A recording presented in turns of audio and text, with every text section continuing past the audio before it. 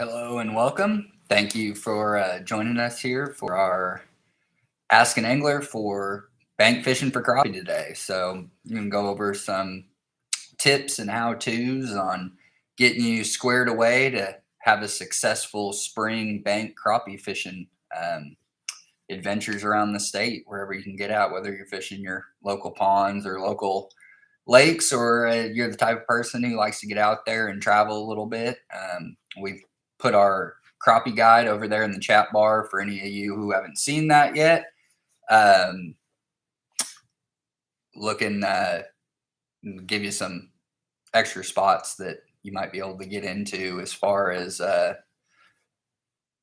what you're looking for this year. So with crappie, they are a warm water species. They tend to be most active in shallow water about late March through early to mid May here in Oklahoma. So what you're really looking for as far as good bank access goes in Oklahoma is really kind of in the month of April. So when you can identify factors at your local body of water that are going to put you in the maximize your time as a bank angler when you don't have access to a boat. When you have access to a boat, obviously crappie are pretty accessible year round. They're pretty good feeders, whether it be cold water, warm water, any time of year, you're going to be able to get on those fish when you're fishing from a boat. But for bank anglers, aside from very small bodies of water and ponds where you can access them from the bank using floats or fishing off the bottom, um, you're gonna have the most success fishing from the bank with a bobber come April. That's just when you can really pile those fish in, and it's kind of the most fun time to go fishing as well. They get up and they go through their spawning activities. So we'll kind of break down how that transition goes. We're getting very close to that. We had a very mild winter this year, so water temperatures across the state are very, very close as far as pushing crappie out of those wintering areas up their transition zones and eventually into their spawning habitat, which is typically in shallow sheltered water that's very accessible for bank anglers. Most public recreation areas, whether it be a state park, city park, any type of just that public access, is typically built around cove areas or inflowing river systems, things like that. And those tend to be the areas where crappie are going to congregate the most come April. So we'll go through your different bait sources that you're looking for, some of our better public access destinations across the state. And these are meant to be conversational. So please, anytime that we're going through, throw your questions in the chat bar and we'll address them as we go along. You don't want to wait 2 hours and then ask at the end. So if I'm moving too fast through something, or you got a question, throw them over there and we'll get them addressed as we go along. So I'm going to start out kind of going through what you may find success with, and we'll kind of progressively work our way into what's just have to have essential crappie gear. And one of the things for bank anglers, especially with crappie at this time of year, is those fish are going to be out on those transition areas. And in some cases, they're still probably going to be in their wintering habitat. And on the bigger reservoirs across the state, um, you're going to kind of struggle to get to those areas from the bank. So we're still probably about 2 to 4 weeks away for them to really push in, and then for you to find success with that. So casting and retrieving in these colder water temperatures with crappie, who are kind of lazy biters. Their eyes sit up on the top of their head. They prefer to attack from below. And a lot of times they have a habit of coming up and biting and suspending, whereas some of our more voracious predators, like a largemouth bass or a catfish, which is more apt to grab your bait, turn, and go, which indicates bites, crappie can have a lot more subtle action. So in the colder water temperatures where they're still just trying to beef up those calories, get ready for their spawn, they're just less likely to give chase to moving baits at this time of year and even into their spawn, which is why fishing with a bobber or figuring out a way that you can fish from a vertical presentation that's essentially still fishing, that's always going to provide the best bite action. is there a way to determine depth of water from the bank? So if you go to our website, wildlifedepartment.com, and you go to the where to fish section and you click on a body of water, the majority of them have a depth line map associated with them. That's going to be your quickest, other than just being out on the water and figuring it out for yourself, either with electronics on a boat, or if you're fishing from the bank, just using a bobber or fishing weight off the bottom and kind of determining what that depth is at. The depth line maps on those bodies of water do a pretty good job of at least pretty closely telling you where those steep drop offs are, what level water you're fishing in if the water was to be at full pool. Now we've been in a drought going on about 2 years. We're hoping that the spring rains this year will alleviate a lot of that across the state.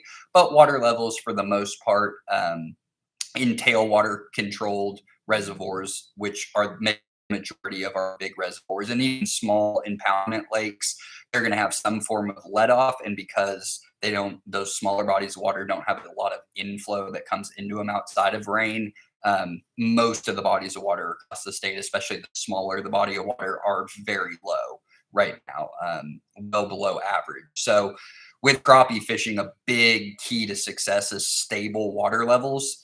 Like all sunfish species that spawn in shallow, sheltered water, they are very finicky when it comes to rising or falling water levels, especially falling water levels, which you'll get when you get big rains that come in, fill a lake up to full pool. Then you get above full pool into what's considered minor, moderate, or major flood stage. And then on those bigger bodies of water, they're going to start releasing water when it is elevated for those fish to come find good, shallow, sheltered habitat. But they're very unlikely to stay there for very long if they sense that that water is dropping in anyway. So, two key factors for crappie are the water temperature, which for their really high productive value of getting fish in bulk in that shallow water, really comes down to your overnight lows.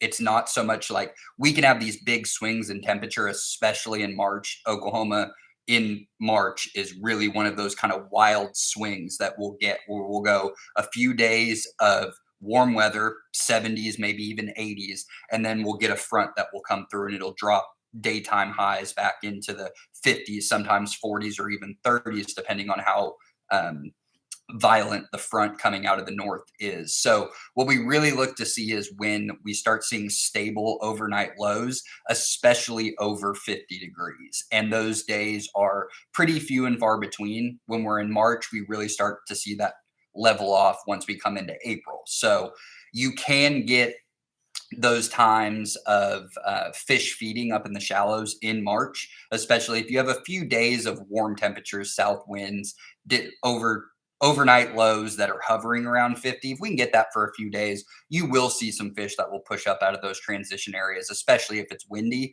and you're on the north side of water bodies and bait balls get pushed back into coves or up against the dam, wherever their natural barrier may be. And you'll see some fish that'll push in on that.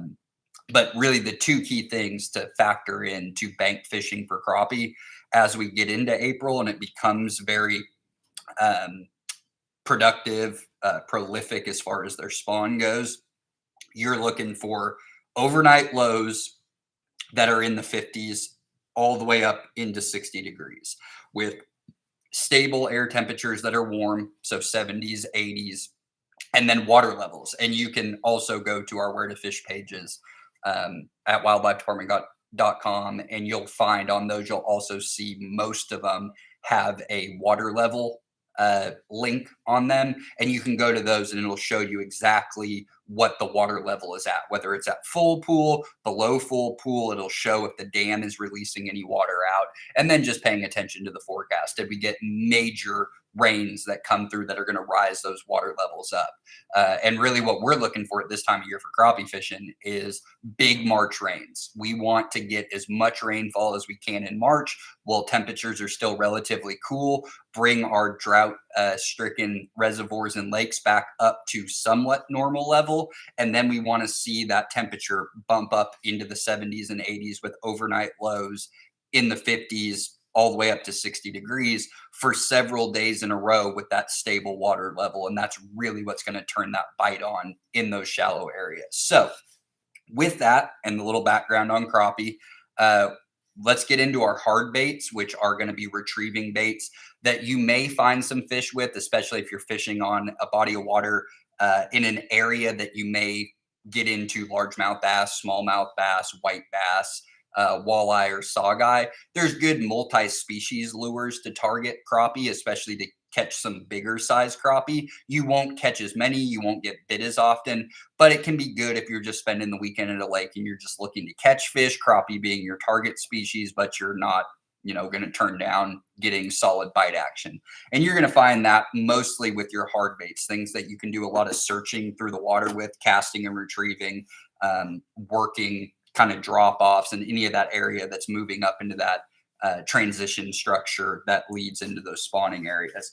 And with hard baits, you're really looking at just a few different hard baits, basically lipless crankbaits, build crankbaits that are in kind of the medium diving range, that are medium size profile, or maybe a jerk bait. Jerk baits can be effective if you can put them on suspended fish because you're able to stop that bait, where crappie, especially early in the season when water temperatures are cold, they're just unlikely to give chase like a bass would. They're not going to follow a lure that's being ripped through the water. They're really looking for something that's right in front of them and just above them, that's moving very slowly, and they're going to come up and they're going to eat that, and they're going to just kind of sit there as opposed to grabbing it and then taking off with it back to cover. So my favorite search bait that you can use, especially on big reservoirs, big rivers, are going to be a lipless crankbait and just something very basic. I'm partial towards the Bill Lewis rattle traps, the tiny trap, which is an 1/8 ounce bait,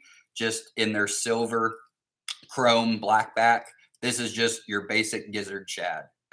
So a bait like this can be fished. You can allow it to fall. You can get it down into that 8-foot range, which on a lot of bodies of water, as we move a little bit farther into the late winter, into spring, you'll see fish start getting in that 12 to 8-foot depth range. And this bait is really good at just staying right in the middle of that. Or because it's not a build bait, you kind of control the depth with your retrieve speed and how long you allow it to fall once it hits the water. So this is a very effective multi-species, multi-tool search bait.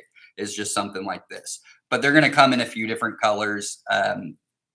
Crappie primarily feed on small bait fish, minnows, shad, things in the 1 to 2 inch range. That's really what makes up the bulk of their diet. So mimicking things that look like a bait fish are going to get you bit more often than things that are, like insects or crayfish, which they do predate on at certain times of the year. But by and large, their key bait source is always going to be some type of small fish forage in the 1 to 2, maybe even 3 inch range for some of the bigger fish. So a lipless crankbait, commonly seen or called rattle traps. Rattle trap is a brand name for Bill Lewis. So you'll see things called lipless crankbaits or just crankbait or however they're packaged for whatever the brand is. But that's just a really good one.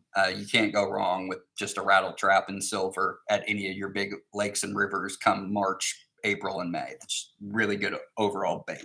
Now, if you're kind of getting a multi-species action in, if you're fishing areas that have a lot of white bass and crappie mixed in, you might be electing to throw a medium-sized diving crankbait, which will find some bigger crappie. It's not going to get you a whole bunch of bites, but it will find some bigger fish in the 1.5+ pound range.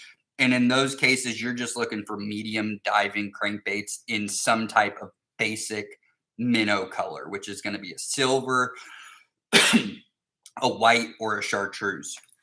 So a box where you have some medium diving crankbaits, whether they be square billed or the rounded bills, just something that's going to get you down into like the 4 to 8 foot range.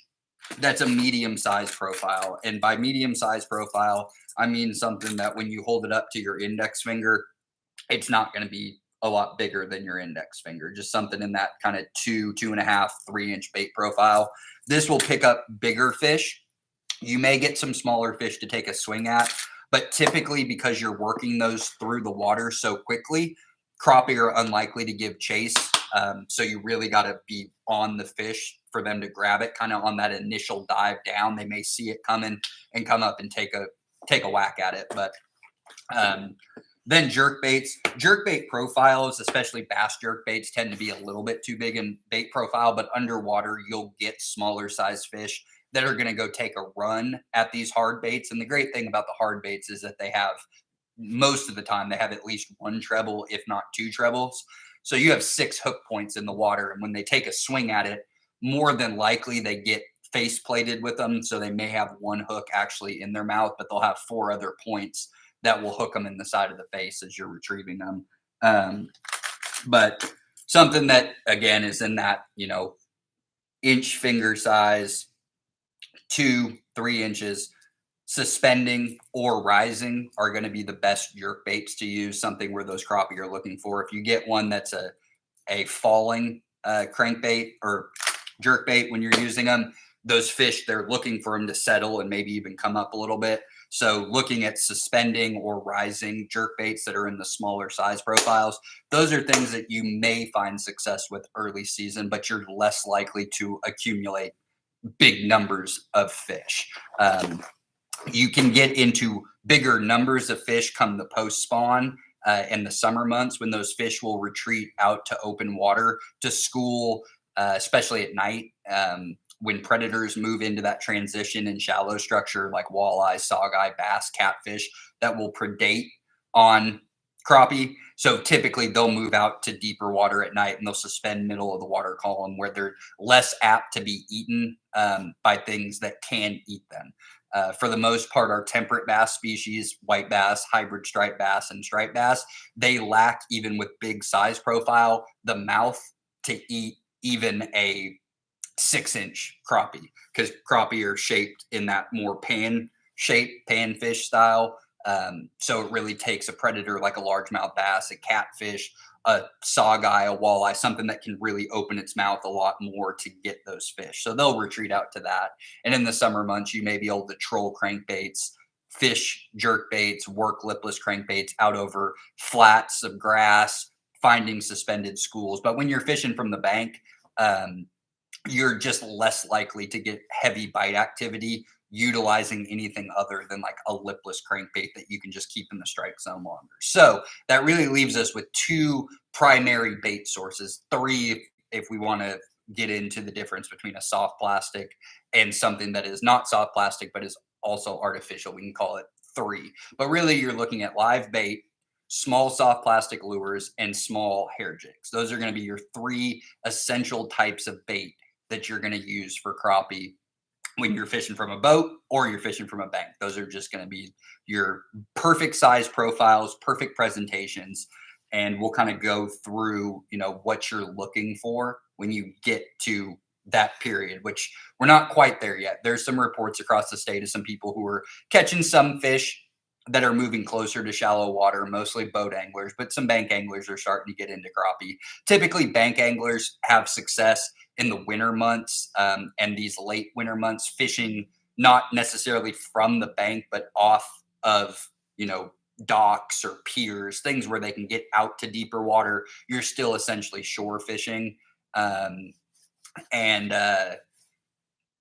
you can just vertically jig down into that deeper water utilizing these same exact baits. So we'll kind of go through each one of those, what presentations you're looking for, what colors you might elect to start out with, especially if you're new to crappie fishing, and what's going to find you kind of that most success when you get out on the water. So I will start out with our hair jigs. So hair jigs are going to be packaged or labeled as things like marabou, hair jig, bucktail jig. Most of the stuff, if you go to a big box retailer like a Bass Pro, a Cabela's, an Academy's, a Dick's Sporting Good, and Atwood's, a lot of times they have all of their tackle broken up by species. It'll say they'll have a big aisle and it'll say panfish or crappie. So typically the tackle that you're going to find on those shelves is going to be the right size profile, the right colors, things like that you're looking for. So again, always using kind of your index finger as your reference point. You're really not looking for any baits that are going to be longer than what your index finger is. Um, but hair jigs are going to look something like this. So this is a nicer VMC hair jig. So these are going to run somewhere between like $3 and $7 for these bigger size profiles. And they usually have a little bit of like ripple flash through them in a red or a silver. But you essentially, all crappie fishing, when we're fishing from the bank in shallow water, is going to be below a float, whether it be a slip float or a fixed bobber, which by fixed bobber, I mean something where when you put that line on and it clamps onto the line. So from that point down to wherever your bait or lure is tied on, that's a fixed distance. With a slip float, you're able to put that stopper farther up the line. When you go to cast a bobber, so something like this on like a 6-foot rod, you can only get that bobber from where the bait is at a couple of feet. The second that you start trying to go 3-4 feet off, you're having to let that amount of line off to cast. It can get wonky. You can get wrapped around your eye guides. You'll get wind knots. So really, when we're looking to use the fixed bobbers at peak season, something that's got these crimps on them so that when you pull it in the little slat where it goes in, it cinches back up and it holds that bobber tight so it doesn't slide up and down. But you should really never be utilizing a fixed bobber with more than about 2 feet of line down to your hook, which essentially is perfect once we get into the bulk of the crappie spawn when they move up. But anything of any of these baits, including the live bait, fished below a float, your hair jigs, anything like that, it allows for that bait to sit vertically. So all these jig heads, they fall down, they keep the weight with them. They're attached to their line. So they sit in the water horizontal profile with a vertical presentation. And that allows you to get those baits right in front of those fish, hold them in front of them longer. Because when you're retrieving, you're pulling that through the water, even with a very slow reel. So on every reel, whether it be a casting, spin casting, or spinning reel, somewhere on that reel, it's going to list what the gear ratio is.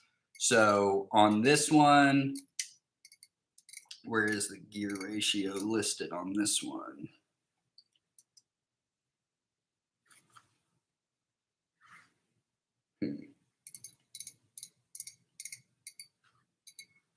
I don't see it on this one, but this is a kind of just a basic model. It's going to be like a 5 to 1, which is fairly slow. And what that gear ratio is referring to. So on this other reel I have here, I believe it's listed on the side of the reel.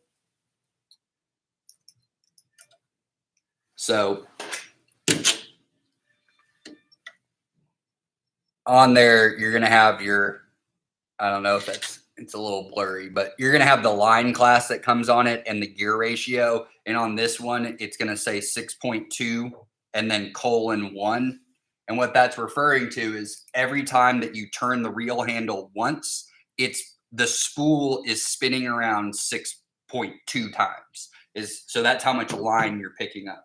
So the smaller the spool, something like this, that's going to be about a 4-inch diameter, it's going to pick up 6 times in one reel handle. So you're picking up essentially 2 feet of line on each turn of the reel. So that's how fast that's moving through the water. So the slower you're going to retrieve, the slower it's moving through the water. But if you're going slower, it's also probably dropping your lure. And we really want that to be a nice steady through the water column and even coming up some. So that's why we really utilize bobbers for crappie fishing, because it never allows us to fall below what we think the strike zone is. And when we jig that bobber, it gives your bait a little bit of action and then it settles it right back into that strike zone. So that's going to happen with hair jigs. That's going to happen with any of these baits that we're using. Some good cheap hair jigs are going to be like Johnson Marabou. You're going to get these in a 10-pack, 10 or 12 pack, and they're going to be like $2 to $3. So you get a lot of action out of cheap that you can fish right below those bobbers. But whites, Chartreuses, greens, yellows, tried and true crappie colors. You can get into like the hot pinks or the electric oranges, things like that. But if you're just sticking to white or chartreuse all the time when you go crappie fishing at peak times, you're going to find fish. And more often than not, that's going to be the real ticket for what you're looking for. Things like crappie magnet, real tiny hair jigs on like a 1/32, 1/64 ounce jig head, just a smaller bait profile.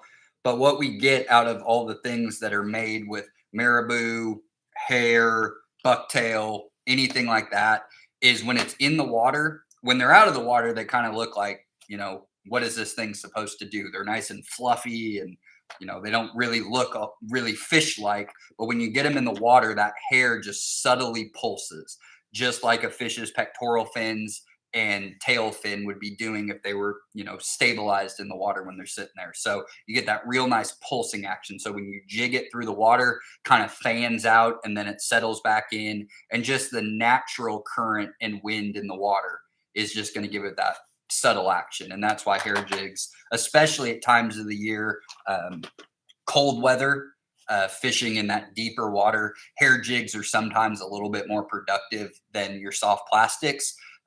Depending on what type of soft plastic is. There's a few that will do a really good job on their own. But hair jigs, more often than not, are just going to give a lot more action in the water. So they tend to be a little bit more productive in the colder water months. Saw another question come up. Are sunken cedar trees good cover for crappie? Yeah. So crappie are always going to look for dense cover. They're a schooling fish and they're also suspending fish. So they're a very multifaceted, what would be considered a prey species for most predators. They have a lot of adaptations of how they live in our bodies of water to, for security, defense, and for feeding. And being a minnow, shad, primary forage eater, like temperate bass species that can go out into that open water and search for bait balls, they'll do that. They'll also use it as a defense mechanism. But when they can, like all sunfishes, they want just the gnarliest, nastiest cover and structure that they can find so that they can sit in it, gives them good defense. It's also a great ambush spot. So areas where we've dumped cedar piles, and any type of brush structure, whether it's hardwood laydown, standing timber, cedar piles, spider blocks, anything that gets put out in the water that's going to provide some cover, especially areas that are transition areas. So transition areas are areas of rapid depth change. Typically, they're associated with like big points that come out to the main river channel. So you'll drop right off.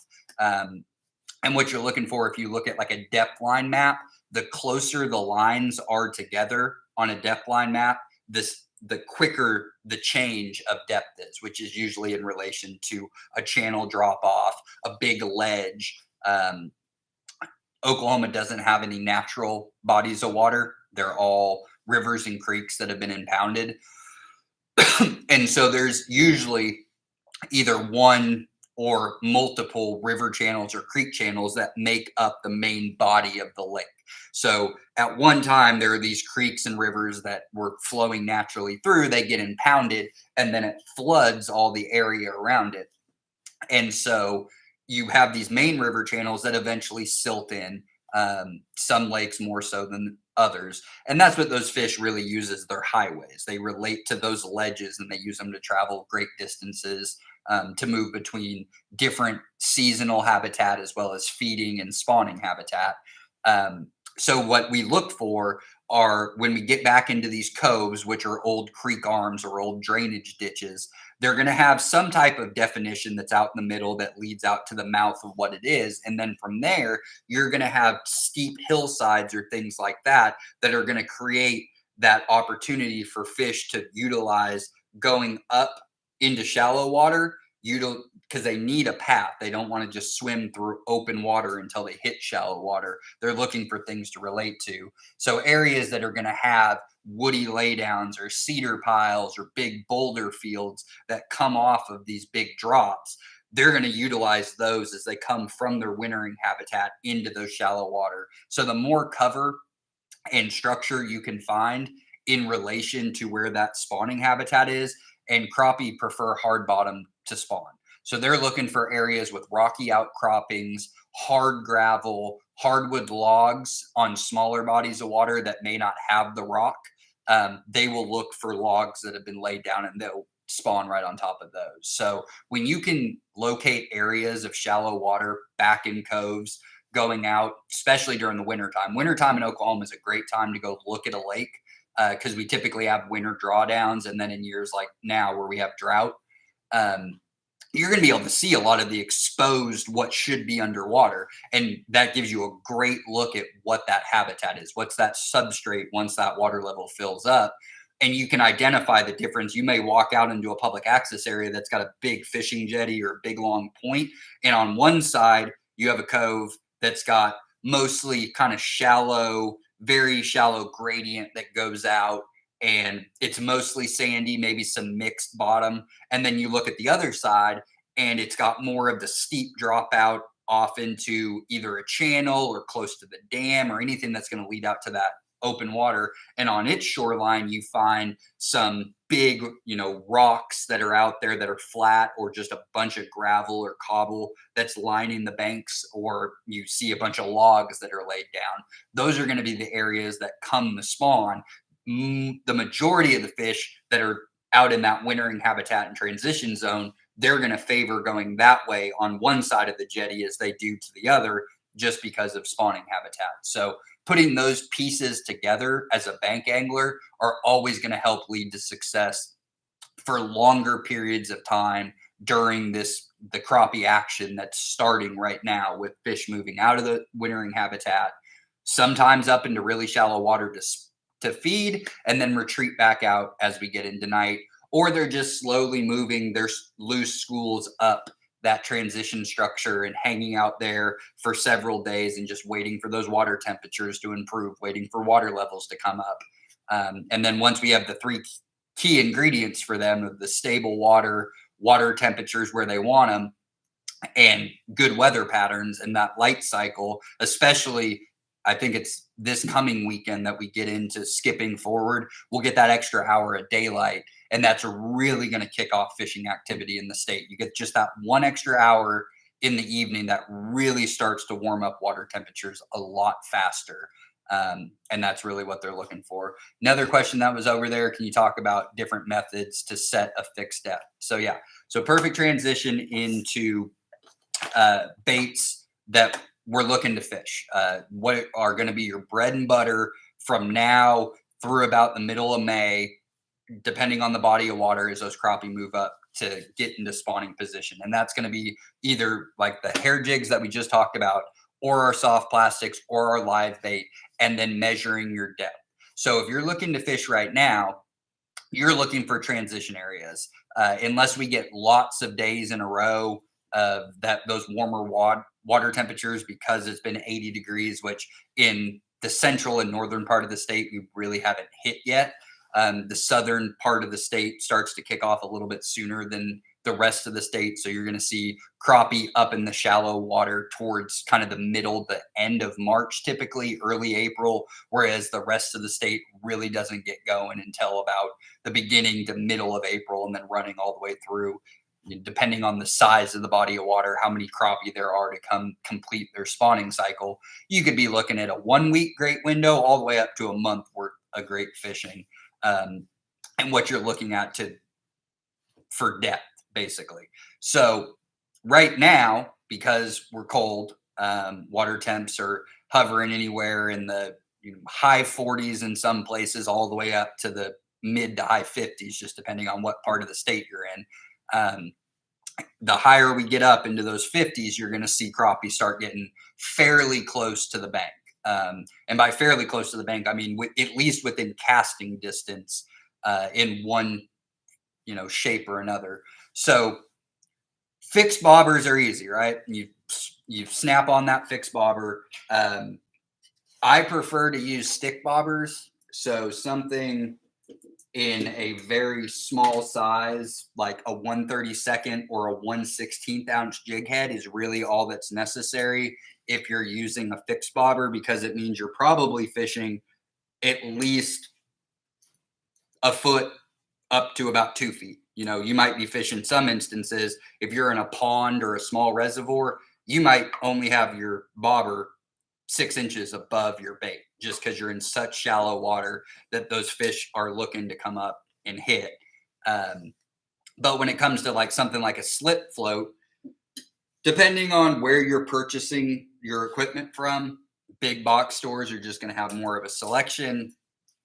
Small mom and pop bait shops might have locally made things, but in most cases, your slip float presentation for this time of year on those transition areas, it's going to be a bobber in multiple sizes. Some will have a rounder shape or a more conal shape. I prefer stick bobbers, whether I'm fishing a slip float or a fixed bobber. And then they'll typically come with some type of pack that's going to have some beads in it, and then your bobber stopper. And your bobber stopper, depending on what equipment you're using to cast, typically utilizing a spinning outfit where you have bigger eye guides to cast through, because when you put this on the line, so if we were to set up a slip float and we were to take our main line, what you do is you start by putting your bobber stop on. So these come, they have a nice little hollow uh, cylinder that they're sitting on, and then you just slide your line through that to the distance that you want it to go to. So essentially you're pulling your line through. If you know what your wingspan is, you can use that as your starting point. But you're going to pull that up somewhere between 8 and 20 feet, just depending on where you're fishing. And then that'll slip right off onto your line. And then you pull off the casing that it was around. And then it gives you two nice little tie straps to cinch that tight. And with these, you can trim them. So you can take something that you would cut braided line with, and you could trim those down real tight, like up against the line. You're able to move it up and down regardless of the little straps. Some people will just leave it on just like that and cast it. You kind of have to tailor it with whatever equipment you're using, because like I said, depending on your eye guides, this is obviously going to get reeled up. In some cases, you're reeling it actually into your spool before you go to cast it, and the more appendages or tag that's left, more likely chance of it getting caught on something, especially the lighter of the bait you're throwing. So when you're using a slip float in water that's greater than 8 feet, typically you're using an 1/8 ounce or a 1/4 ounce head of, whether you're using live bait, or if you have it set up where you're using like an egg weight, a swivel, and a leader line with live bait to get it down. And then your float really just needs to kind of correspond. So these are real tiny floats. These are meant for 1/64th, 1/32nd, 1/16th ounce jig heads. As you start getting up into the 1/8 ounce, 1/4 ounce, you want to elect for something a little bit bigger where your bobber is not going to get submerged by the weight. But when you're in that deeper water, to hold without line current, if you're using too light of a jig, it's going to take too long for it to fall through the current and the waves and everything else that's going on in the water to get down to 15, 20 feet. You really need that heavier weight to drop it down.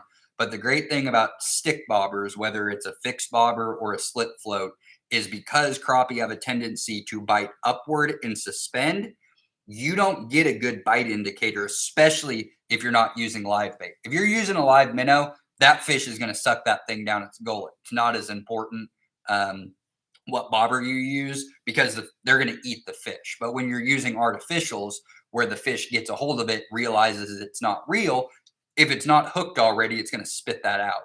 So when you're using artificials, using a stick bobber, because what will happen when they bite and suspend, it will take the tension away from the bobber. So the weight of what you're throwing, you have to be throwing enough weight to make sure that your bobber stands up. When it's standing up, when they take that pressure away, instead of it submerging underwater, what you'll see is that bobber will slowly fall flat on the water or start to teeter. And there's two things that means. Either A, you're fishing too deep, you're hitting the bottom or you're hitting structure that's catching your lure, taking the tension away, allowing to fall. If it isn't, it's a fish. And that crappie gets it and that bobber falls flat on the water, indicates to you to set the hook. If you were using a fixed bobber or a slip bobber that was round, that doesn't tell you anything if it's being hit unless it's submerged underwater, you will miss so many bites with crappie when you're using artificial lures. So anytime you're using artificial lures with crappie, stick bobbers are a must because more often than not, they are not submerging that bobber, especially if it's a little windy or choppy. You're fishing so far away from you that you have a hard time seeing that round float. That stick float's going to sit real nice and high in the water like this. Big bright colors that are on them, typically chartreuse, orange, bright reds, bright blues, things that are easy to high visibility. And then you'll see them fall flat on the water. And that's what you're looking to do. Then when you are doing your slip float, so you put the stopper on first, then you slide your bobber on next. You can put a bead above the bobber if you so choose to.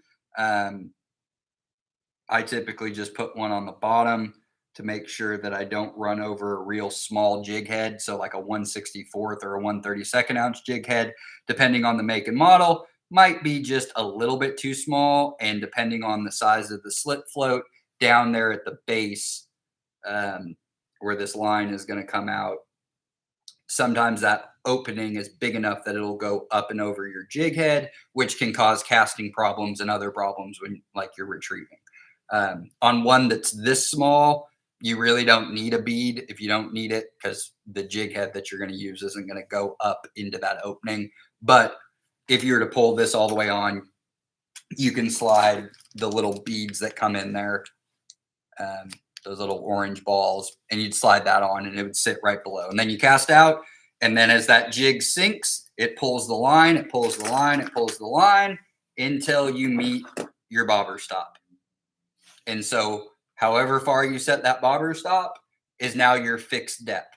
And the great thing about slip floats, especially early in the year when we're fishing for water that you might not be aware of, depending on water levels, lake, you might not have any experience of the body of water, you're able to adjust your depth very quickly. Crappie fishing is so much about depth control because you need to keep it in front and above the fish for as long as you can to entice those strikes. So with this little bobber stopper, you're able to move that up and down the line freely and adjust your depth. Whereas when you put a fixed bobber on, you try, because we're using a lighter line, typically with crappie fishing, we're using 4-pound up to about 8-pound test. Some people will fish really micro and go with 2-pound test. Other people will have combo sets that they buy right from the store that are typically lined with like 10-pound test. All that's fine.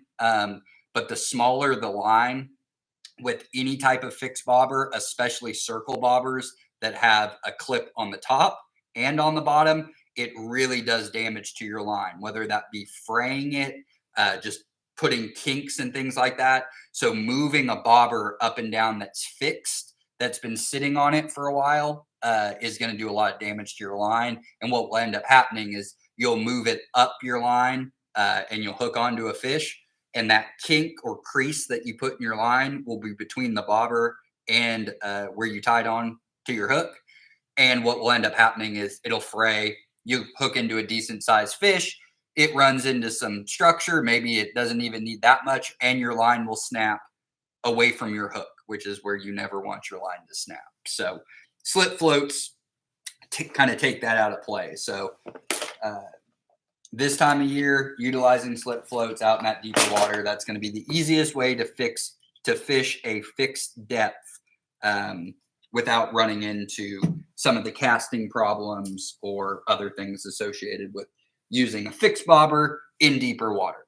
So from there, let's move into our shallower water, the key bulk of crappie fishing that's going to occur here in the next month to 8 weeks, where we get into the prime time crappie fishing, and we'll go over fishing with a fixed bobber versus fishing cast and retrieve or jigging or other methods. And then vertically fishing that you can do as well if you're fishing either from the bank with a long crappie rod or fishing off of a dock vertically right below you. And we'll kind of go over the pros and cons of all of that and what areas that you're looking to do that in. Um, look over at the chat bar for a second before we move on any farther. Um,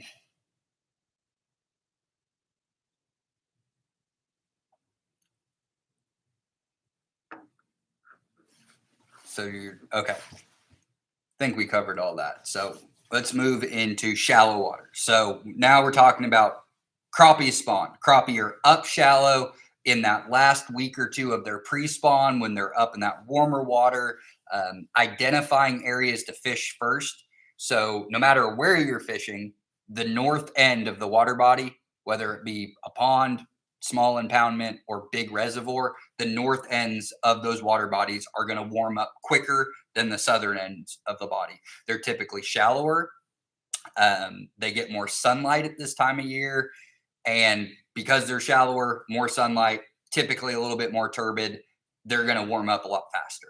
The southern ends of your reservoirs and lakes, usually on the dam side, most of the lakes in Oklahoma, our rivers are flowing towards the Mississippi basin. So they're moving in a southeastern or a southern direction, depending on what their major tributary is. Our two major river systems in the state that things run into are the Arkansas and the Red, with the Canadians and Deep Fork kind of mixed into the middle. So from there, we have the Neosho watershed, we have the Verdigris watershed, we have the Blue River watershed, and then all of our little tributaries that are just mixed in between along that, the Kiamichi, that are just these big systems that we have dammed. But they're all flowing in either a southeastern or a southerly direction, which means the dam is typically on the southern boundary of the water, which is going to be deeper water. It's going to be colder water. It's going to be clearer water. And we'll see that pick up later on into the year as they warm up. So most of your fish are looking for pulse, which comes with spring rains. And so because those pulses are coming from the northern ends of the boundary, those fish typically tend to suck up when they feel that inflowing water, and they'll either continue to migrate up those inflowing tributaries or major river system, or they'll look for offset cove branches along the way, and that's going to lead them into their spawning habitat. So you'll see better fishing action shallower on the northern ends of water bodies than you will in the southern ends of them. So what we're looking for when we get to that point, three things: live minnows, small soft plastics, hair jigs. Everything else that you can think of, cast and retrieve lures, crankbaits, spinner baits, anything like that will catch fish. It's just not going to be as effective or as productive as those three things in the shallow water that we're going to be fishing below fixed floats. So typically somewhere 2, maybe 3 feet underneath a fixed bobber, these fish are pushing up into water that is less than 8 feet deep in great numbers. And in the early part of that spawning period, the majority of those fish are looking to actively gorge prior to completing their spawning cycle. When fish are spawning, they are not feeding. They've gained all those calories. They've eaten as much as they can to complete that part of their life cycle of going through the spawning motion. So big female fish are going to be the ones who are going to come in first to get real shallow, because they're going to lay their eggs, and then those males are going to do all the work from there. The males are going to be doing the defending of both the eggs. They're going to be fertilizing the eggs. Then they're going to be defending the fry. So those male crappie are going to be in that shallow water for 6-8 weeks, depending on how many crappie are in a water body, how prolific the spawning habitat is. So in some areas, they're just, a school of fish is going to utilize a real small section to spawn. That's going to be, what fits their wheelhouse for spawning. Other places on the lake or water body is going to be an entire cove. It's going to be an entire, wall of this shallow water that thousands of fish are going to push up into in relatively the same time. and those males are going to hang around longer. And in the fish world, males are almost always smaller than females for what their max growth potential is. Doesn't mean that there won't be male fish that are bigger than female fish, depending on their age class um, in the water body. But your biggest fish are going to be those female fish. They're going to be egg laden, so they're going to have additional weight added to them.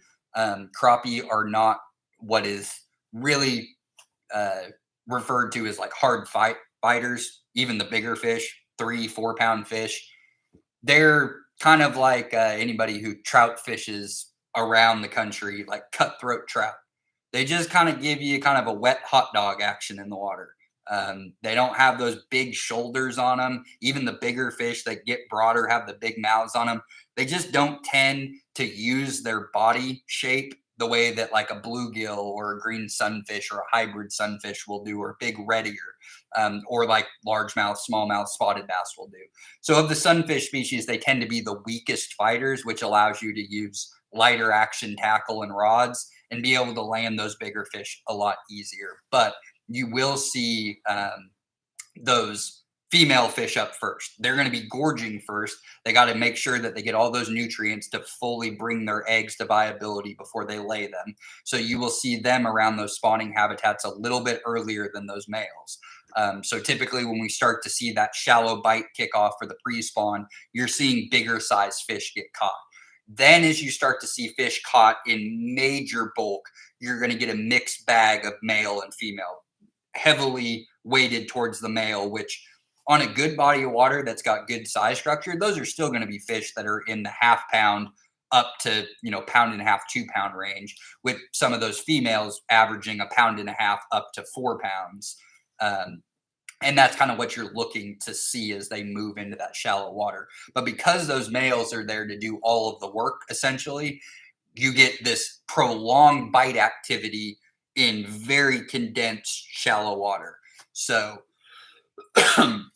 let's go over the soft plastic baits, because aside from live bait and hair jigs, which are few and far between, I mean, hair jigs are going to be VMC, Johnson, and then specialty tied crappie jigs. So if you go to local bait and tackle shops across the state, you're going to see individually packaged, locally tied, hand-tied hair jigs. Otherwise, they're mass-produced. There's not that many. Most of them are going to come in 1/32, 1/16, and 1/8 ounce. There's not going to be a huge array of them, and their colors are going to probably be pink, white, and chartreuse. And that's what you're going to find in any type of big box retailer, from Walmart to Bass Pro, Academy, Atwoods, Dick's Sporting Goods. That's what you're going to see. So those somewhere between an 1/8 ounce and a 1/32 ounce, just whatever you feel comfortable throwing. And then obviously the bobber that you're using, making sure that you're not throwing so much weight that you're submerging your bobber, but you're also throwing enough weight that it stands up. And if you have a few different sizes of each, your bobber and whatever jig or hair jig that you're using, it's not going to take you very long to figure out which bobber goes with which size class. And then from there, it's pretty simplistic after that. Can you repeat the 3 things you should fish with? Hair jigs, live minnows, small soft plastic baits, and in particular, like baby shad for your small plastic lures. So when we are going to use baits that are going to be fish that are going to be suspended below a float, when fish aren't just actively going after moving baits, and because crappie are finicky biters, even when you are cast and retrieving, you don't get that hammered bite where it's really noticeable, especially the smaller the fish.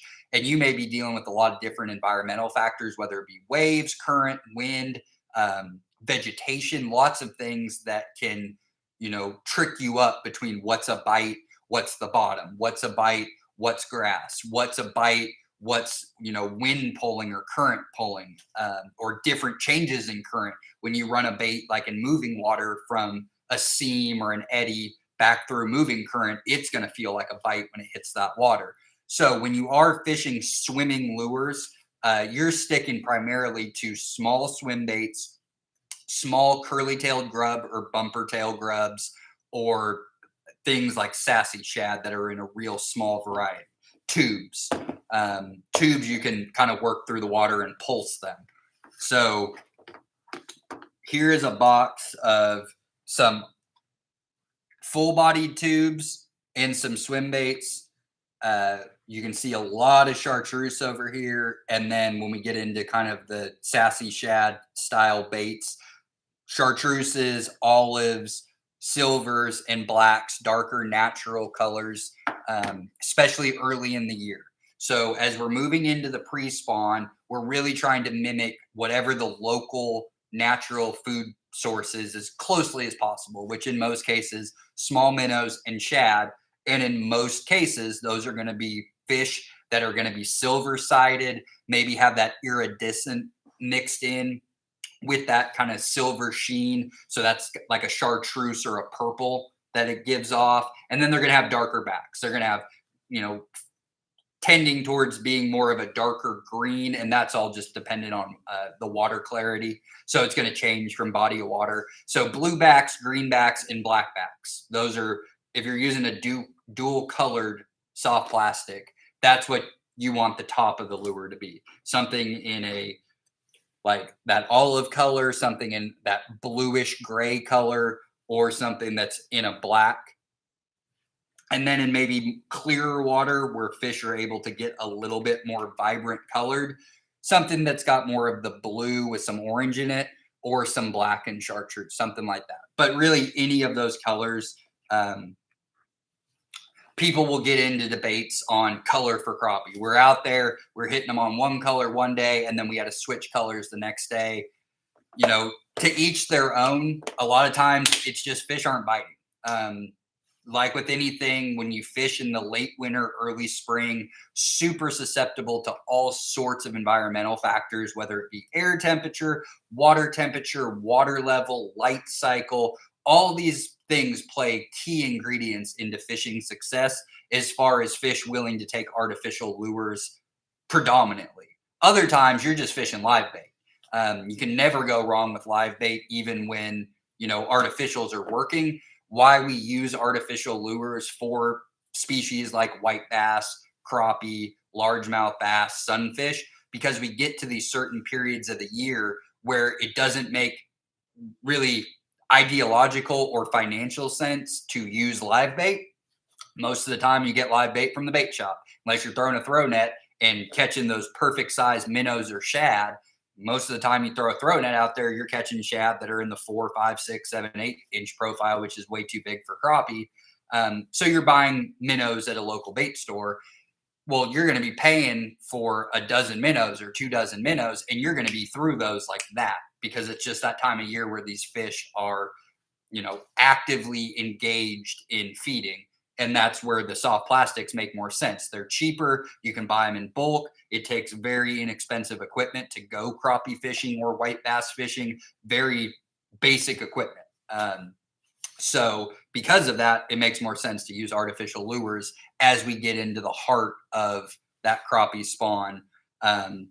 So anytime, just a rigging tip, and I'll do it with all of these, because it is one of the common things that I see when people are not having success while others are. It's because they have their bait, their soft plastic bait, rigged upside down, or at least not in a way in which it's getting all of its swim activity.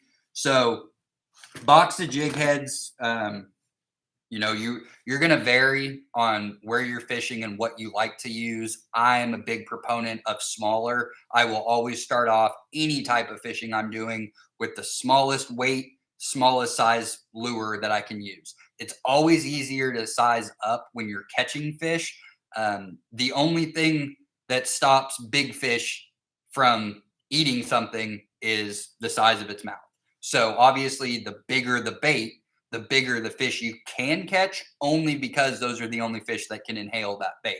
You start off on the small end, you really start to pick off those smaller fish. You can key in on colors, size profile, and just the type of bait you're using a lot quicker. And then from there, if you start catching a steady stream, there's nothing stopping a big fish from eating a small bait, especially when their metabolism start to get into high gear as those water temperatures come up. You drop a 1/32 ounce, 1 inch bait profile in front of a 4 pound crappie, it's going to eat it. Um, it's in the cold water that they don't want to expend a lot of energy. Um, where a bigger bait fished right in front of them is just more likely to catch a bigger fish because they're trying to do calorie intake.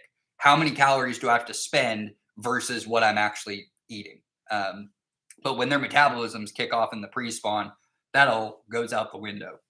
So having an assortment of jig heads from usually 1/32, but you can go down to like a 1/64th. But for crappie, I've got up to 1/8 all the way down to like 1/64th down here. A few different colors: pink, orange, chartreuse, and white. Different style heads. You can use a ball head. You can use a minnow shaped head. The minnow shaped heads tend to work a little bit better for when you're fishing a bait through the water as opposed to your vertical presentation. But any jig head's going to work. So when you're rigging baits like a sassy shad style bait, that's going to be a short, stocky, fish imitating bait.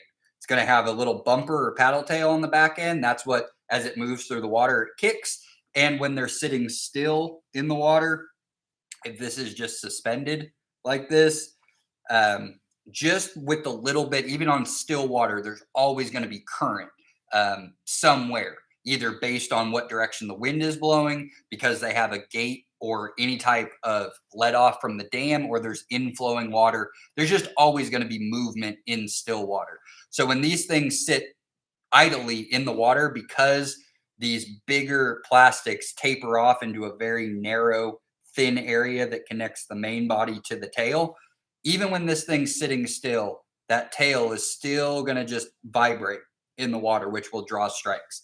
So when you put your jig head on, you go in through the nose of the bait with the fat side of the bait, the underside of the bait on the outside, and the flat side of the bait on the shank side. And then you just work that bait up. And the more you do this, the easier it gets. You don't have to really think about it. What some people will do, so you're not just stabbing through the soft plastic to get the right length, they'll hold the head of the jig up to the front of the bait where the bait would rest, and then where that hook point turns. And they would give themselves, okay, that's where the point needs to come out directly through the back. The more you do it, you just kind of get accustomed to your different bait profiles and you don't look at it anymore when you're doing it. But the one thing we want to do is try to get as close to that perfect resting spot on the bait as possible. So when we pull that in, we essentially have pretty much a flush back through it. If you put too much on, you're going to get real balled up on the shank. Or if you go through too early, the bait's going to be hanging down and away from the hook point. And the key thing is when those fish come up behind it, we really want that hook point as close to the back of the bait as possible, which why with crappie fishing, 1 to 2 inch baits are going to work best. The bigger you get with these smaller jig heads, there's just too much behind the hook point, which means the fish has to get up and over all of that before you go to set the hook. So at least mid body is where we want our hook point. If our hook point is any farther than mid body of the bait, it's just, it'll get bit all the time. They'll grab at that tail all day long, but your hookup successes are going to be less. So our eye hole is facing up towards the top of the water. So when it's vertically suspended, it's going to fish just like this. And when it's swam through the water, it's going to be fished like this. And that water current is meant to catch that bumper tail and hit it like that. So when you use a soft plastic swim bait or sassy shad style bait, always make sure the paddle tail is pointed downward. Typically, that means that you're pulling the hook point through the flat back and not through the underbelly. So it's upside down like this. Doesn't mean you won't catch fish that way. It's just not going to fish the way that it's meant to. But when fishing is really, really good, sometimes you can just throw stuff out there and you're going to get bit. When it comes to like full body tubes that are basically a universal bait around, there's nothing really to indicate a top or a bottom. Depending on the size of your hook shank, you can come out through where the rib body is, and there's the tail portion, and there's kind of this little intermediate section. Depending on your hook shank size, you can come out right through that. Otherwise, you want to put it in and pull that hook point right out through the bottom of that bait. And then the hook point will rest out through the legs of the skirt. So once you get to the bottom, you'll feel it poke out, and then you'll turn it, and then it'll sit just like this. So when this is fished through the water, we've got these ribs to give off sonic signatures as it goes through the water. When it's suspended, these legs, just like a hair jig, are going to pulse on the back so they can be fished still. And then when we fish with the fixed presentation with the bobber, essentially what you're doing is you're casting that bobber straight out. You're a foot to 2 feet to 6 inches below that bobber, just depending on what the depth you're fishing in. It's going to sit there. This is going to fall. And as it's sitting there, fish will come up and hit it. Or if it stayed in one place for too long, you're not getting bit, because we don't want a bunch of slack in our line. That is a key thing to pay attention to with crappie. Always keep slack out of your line, whether you are casting and retrieving, vertically jigging, or you're hooked up to a float. You got to keep that slack out of your line, because they're such finicky biters. You're not going to get that big line tug or anything like that. So always important to keep any slack out of your line. And when you're fishing with the bobber, even in still, completely calm conditions, no wind, because of the current, whatever way that's going, your bobber is going to be moving in some direction, even when it's dead calm. So you want to make sure you're keeping your slack out of that. And when you're crappie fishing, perfect bobber jigging. So you can either crank with your reel hand, and that bobber will probably submerge for a minute and come right back up. And all that does is it just picks that bait up, gives it a nice little jig, and then it falls back down. Gives it a little bit of action to key a fish into, oh, I'm going to go take a look at that. It's stimulated its senses, or it's visually seen it. It does this, and then as it falls and rests, that fish is now keyed in on it. Your bobber's sitting up straight and flat like this. Fish comes up and grabs it. Your bobber falls flat on the water. You set the hook. So with these whole body jigs, depending on the hook shank, it's going to look something like that. Coming out through the bottom side is going to fish it a little bit better. You got that hook point a little bit farther towards the back of the lure, but that's what you're looking for. And again, all of these soft plastics that we're going to show are going to be some shade of white chartreuse, black and chartreuse. Chartreuse is always going to play a pretty primary color in it if you're not using straight white. But typically with crappie fishing, mixing some chartreuse in, if not for just a full chartreuse bait, that's really what you're looking for with crappie fishing. The brighter colors, I'll get into that in a minute. Your pinks, your purples, your oranges, and I'll tell you why those are going to play more of a prevalent role in your crappie success as we get deeper into the spawn and there's more males congregated in the shallow water than females. But when those females are coming in early, you're trying to catch those bigger fish, more natural bait sources, which are going to be your chartreuse, your white, your silvers. And then if they're dual colored, something with a darker back color. So here is a box of what are kind of like a combination. So as technology has evolved and more people are making tackle, especially on the mass production end, we're combining the best elements of soft plastic baits that we like. So we're seeing kind of that growth with anything in a swimming style soft plastic, which are going to be grubs, swim baits, or paddle tail fish-like baits. That could be a sassy shad. They're named so many different things now, but essentially a bait that is mimicking a fish that's got some type of bumper tail on it that as it goes through the water, it can bounce, and then being ribbed. So a long time ago, that was the grub. The 3-inch grub was like the universal fishing artificial for bass, sunfish, crappie, walleye, saweye, just about any species you could think of. The curly tail grub, that was it. And what it had on it was this curly tail that fluttered out behind it as it drug through the water. But most of them had this ribbed body. And that ribbing on the body as it moves through the water, it just gives off this very subtle, lifelike sonic signature that all predator fish key in on with their lateral lines, especially in stained water, where they can't use visual aids at long distances, they're picking up movement in the water and the signatures that they're giving off. And these smaller baits with the ribs on them, and then the paddle tail or a curly tail, anything like that is just giving off that extra sense. And then with hard baits, what we get are we put rattles in them, or we put lights in them, or we put things to stimulate as many senses as possible within the water for those fish to use their lateral line to sense what's going on. So this is kind of that hybrid between a swim bait and a curly tail grub, which is a ribbed bodied bait with a bumper tail on it.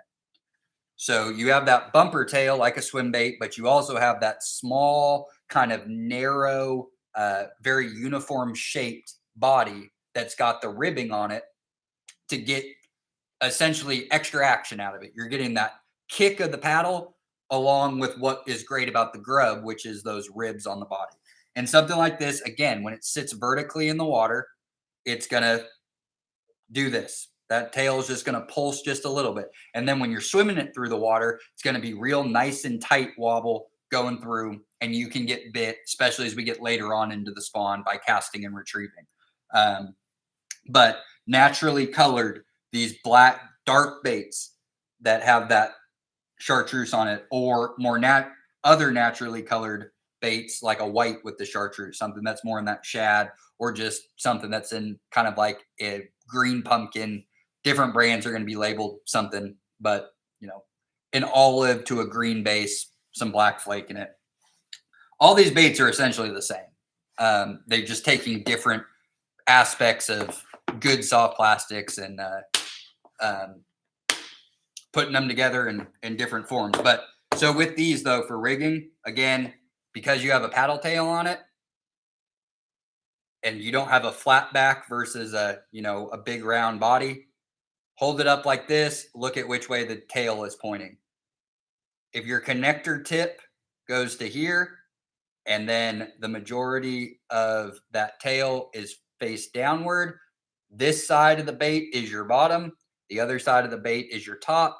And in a lot of cases, that comes with, when they press these together, there's usually a seam line.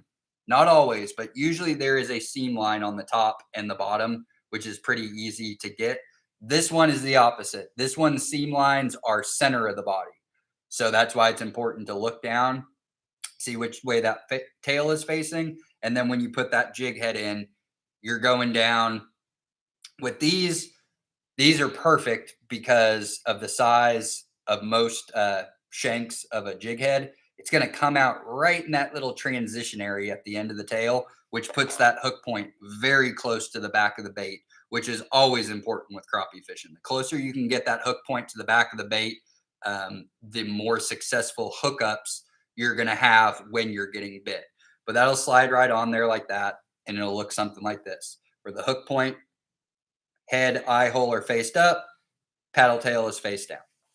And all of these you can fish the same way. You can swim them in, cast them out, slow, steady retrieve, or you can fish them below that float and just bob or jig them in. And we'll talk about that a little bit more as we go along. But those bait profiles are perfect.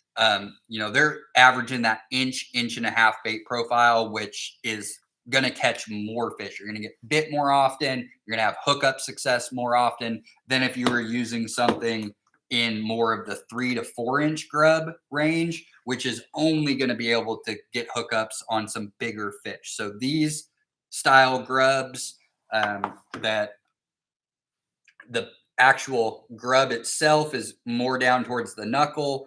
The entire bait profile, curly tail grubs, when they swim through the water, they straighten out to create that vibration and that nice flicker as they move through the water. But something like this, which is going to probably be labeled as like a 3-inch bait, when you put jig heads on these, you want that tail side faced up.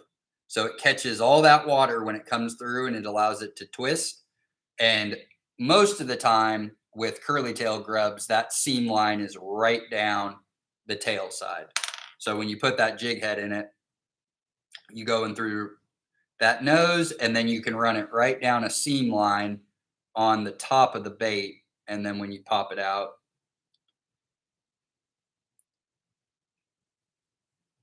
It's going to look like that with the hook point the same direction as the tail. And then when that goes through the water, it's going to go like that. Now with curly tail grubs have to be swam. You got to retrieve them.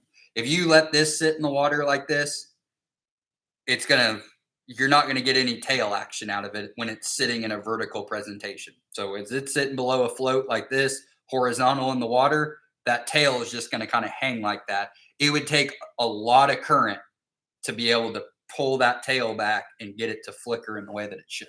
So in most cases, curly tail grubs are meant to be swam. You gotta fish them. Whereas those more swim bait profiles, especially the soft plastics that require a jig head, they're not pre-molded swim baits. They're going to be able to fish on below a fixed bobber flow.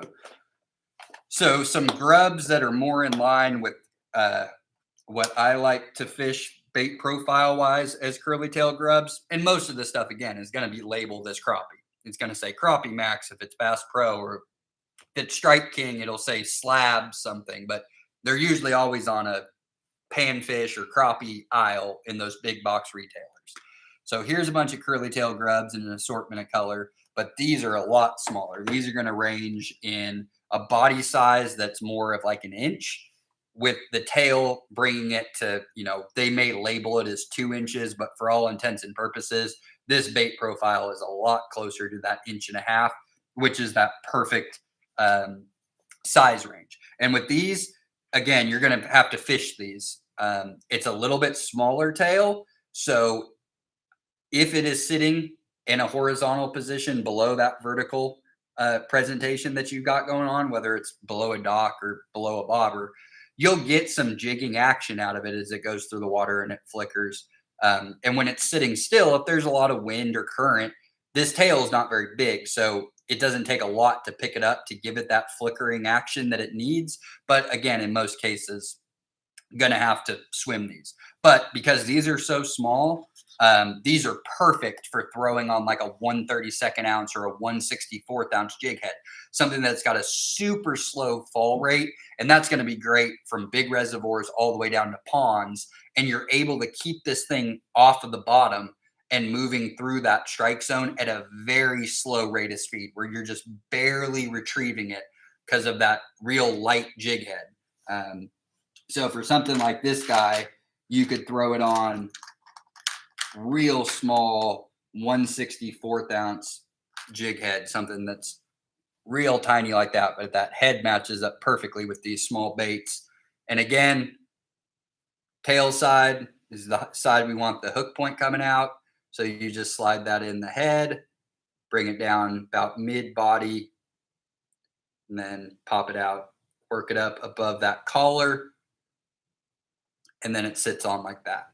And you'd swim this through. And again, early season, casting and retrieving to bigger fish, keeping in those silvers, white chartreuses, and then, some subsets of those, whether they be dual colored white and chartreuse, green and chartreuse, black and chartreuse, anything like that. But keep into those natural colors earlier in the spawn. So late March, early April, mid-April, depending on what water body you're on. Then from there, we get to kind of the quintessential Oklahoma soft plastic for crappie, which is going to be our baby shad, which started out as a Bobby Garland brand lure. Lots of different brands now make their own version, or big box retailers will have their generic version. But essentially, baby shad are small, deep-bodied, with a singular tail with no bumper behind it. So no paddle, no little nub, no nothing for it to swim, which means you can either swim it through the water, but they work fantastic on bobbers. So that little tail back there, weighing essentially nothing, when this is sitting in the water in the calmest of conditions, you are going to get tail action on that. So when that is sitting, that is the ideal bait profile right there. We're looking at something that is in that 1.5 inch range. The body itself is only really about 3/4 of an inch. So a real enticing bait for a wide array of crappie sizes to eat. This is a bluegrass. So these are Bobby Garlands. Every brand will have a different name um, for what the color scheme is. Some common colors that you'll see in different brands are stuff like electric chicken. Electric chicken is going to be that pink with the chartreuse or yellow underbelly. Um, and then a monkey milk, you'll see that for a lot of different brands. And monkey milk is going to be something that's kind of a washed white with black flakes through it. Those are kind of the two common names that you will see that isn't just what the color actually is. It's, called something that you'll see in a lot of different brands. But Bobby Garland, Strike King, Bass Pro, all the major crappie soft plastic retailer or manufacturers, they're going to have their own name for stuff. So for Bobby Garland, this is called bluegrass. Um, this is a very effective color in all bodies of water for both white bass and for crappie. Something that's got kind of a lightish blue back with that yellowish chartreuse underbelly. Because while out of the water, this looks very bright. Um, these colors do a great job. Where's that swim bait box? I've got a ribbed version. So colors like this, where they've got that blue back and yellow underbelly. This one is going to be a brighter, it's a Mo glow. So this actually, if you hold this underneath, like just under the light like this, or if you have a flashlight, something like some clippers that got a flashlight on it, you can hold that in your hand and work that light along the bait. And when this is in really turbid or stained water, it's going to give off a glow underwater in that dark. So if you ever buy Mo Glow for Bobby Garland's and you have them like sitting on a table like this under a light, go take them in your garage or into a room and turn the lights off, and your box will be glowing. And so for crappie, that's kind of important. They like to pick up on those brighter colors. And that's where people will use additional products on top of their live bait or artificial, like a crappie nibble or crappie fireballs or slab bites, which are basically just little power bait nibbles, and some of them glow. And it's just for that extra enticement. But um, anything that's got that blue with that chartreuse is always just a good starting base for wherever you go for white bass and crappie, because it really does a great job of mimicking those shad, especially the ones that don't glow. If you're in some clearer water, something like this just does a really good job of having that dark shad back with that lighter underbelly that just gives off that little bit of iridescent flash. But these are two winners right here as far as color schemes go. Then obviously this is a box full of lots of different chartreuse. Everything on this side is chartreuse mixed with something. Um, this is another really good color, just going with the straight chartreuse. So this is another Mo Glow, so it's going to be labeled as special. It's got kind of a lighter chartreuse on the bottom and a darker chartreuse on the top. But if I was to go somewhere where I was not familiar with crappie fishing, these are going to be the two that I throw in the water for a soft plastic. Fish below a float. You can also fish these through the water, just like the small curly tail grubs, depending on depth. And you can work them real slow and they'll stay right in that strike zone for a long period of time. This is becoming a pretty popular color, which is the chartreuse back with kind of that green pumpkin-y olive color that's underneath. And then it's got the black speckling through it. But chartreuses are really the key in crappie fishing. So, and then with these, again, these are kind of like the sassy shad. So flat back, deep belly. So the hook point needs to come out through that flat side. So when you put that hook on, going in through the nose with the flat side down, pull that in about mid body, and we poke it out mid body right in the center of the bait, work it up over the collar, and then it sits on there nice and flush so that the belly is always on that underside. Go ahead and look back over at the chat bar here for a second, and then we'll start talking about bobber jigging and how you can look to do that, or fishing off of a dock if you're fishing a straight vertical presentation. Got about a half an hour here left.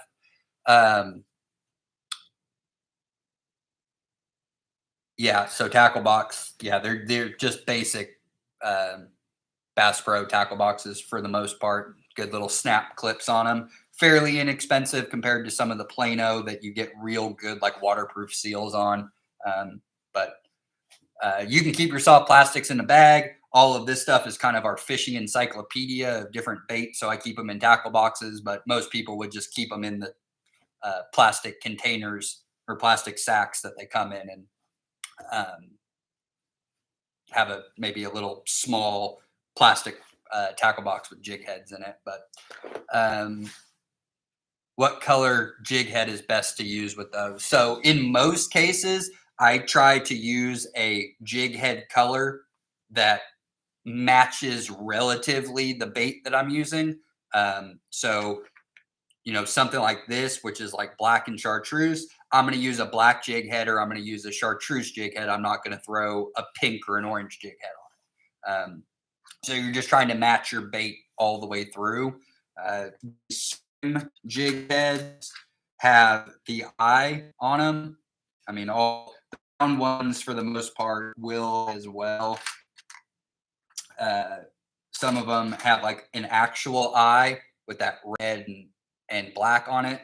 And then these ones have just a full black, which in some cases could be an eye. In other cases, that could be the uh, shad spot. So threadfin and gizzard shad are going to have a dark circle up towards their head. So it's going to be right high up on their back, right behind their gill plate.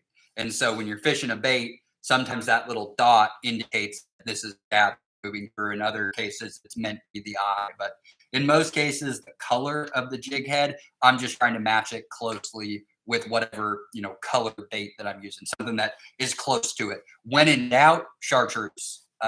Throwing a chartreuse head on there just because crappie have a tendency to key in on that chartreuse color, whether it be the bait, crappie nibble, or the jig head itself. So uh, that's kind of what you're looking for in that. So that pretty much brings us through all of the essential lures that you're looking for. I mean, really, the baby shad are going to be a dynamite soft plastic for fishing below a bobber. That's really what you're looking to key in on. If you're not using live bait, baby shad for fishing below a bobber. Those other soft plastics that I showed will fish under a bobber, but below a fixed float, when the presentation is essentially a still presentation outside of a little bit of jigging action here and there, your hair jig, your baby shad, and your live bait are going to be what you're doing when you're using a bobber. It's not to say the other ones will not have that effect, especially like a tube. Tubes can be pretty effective.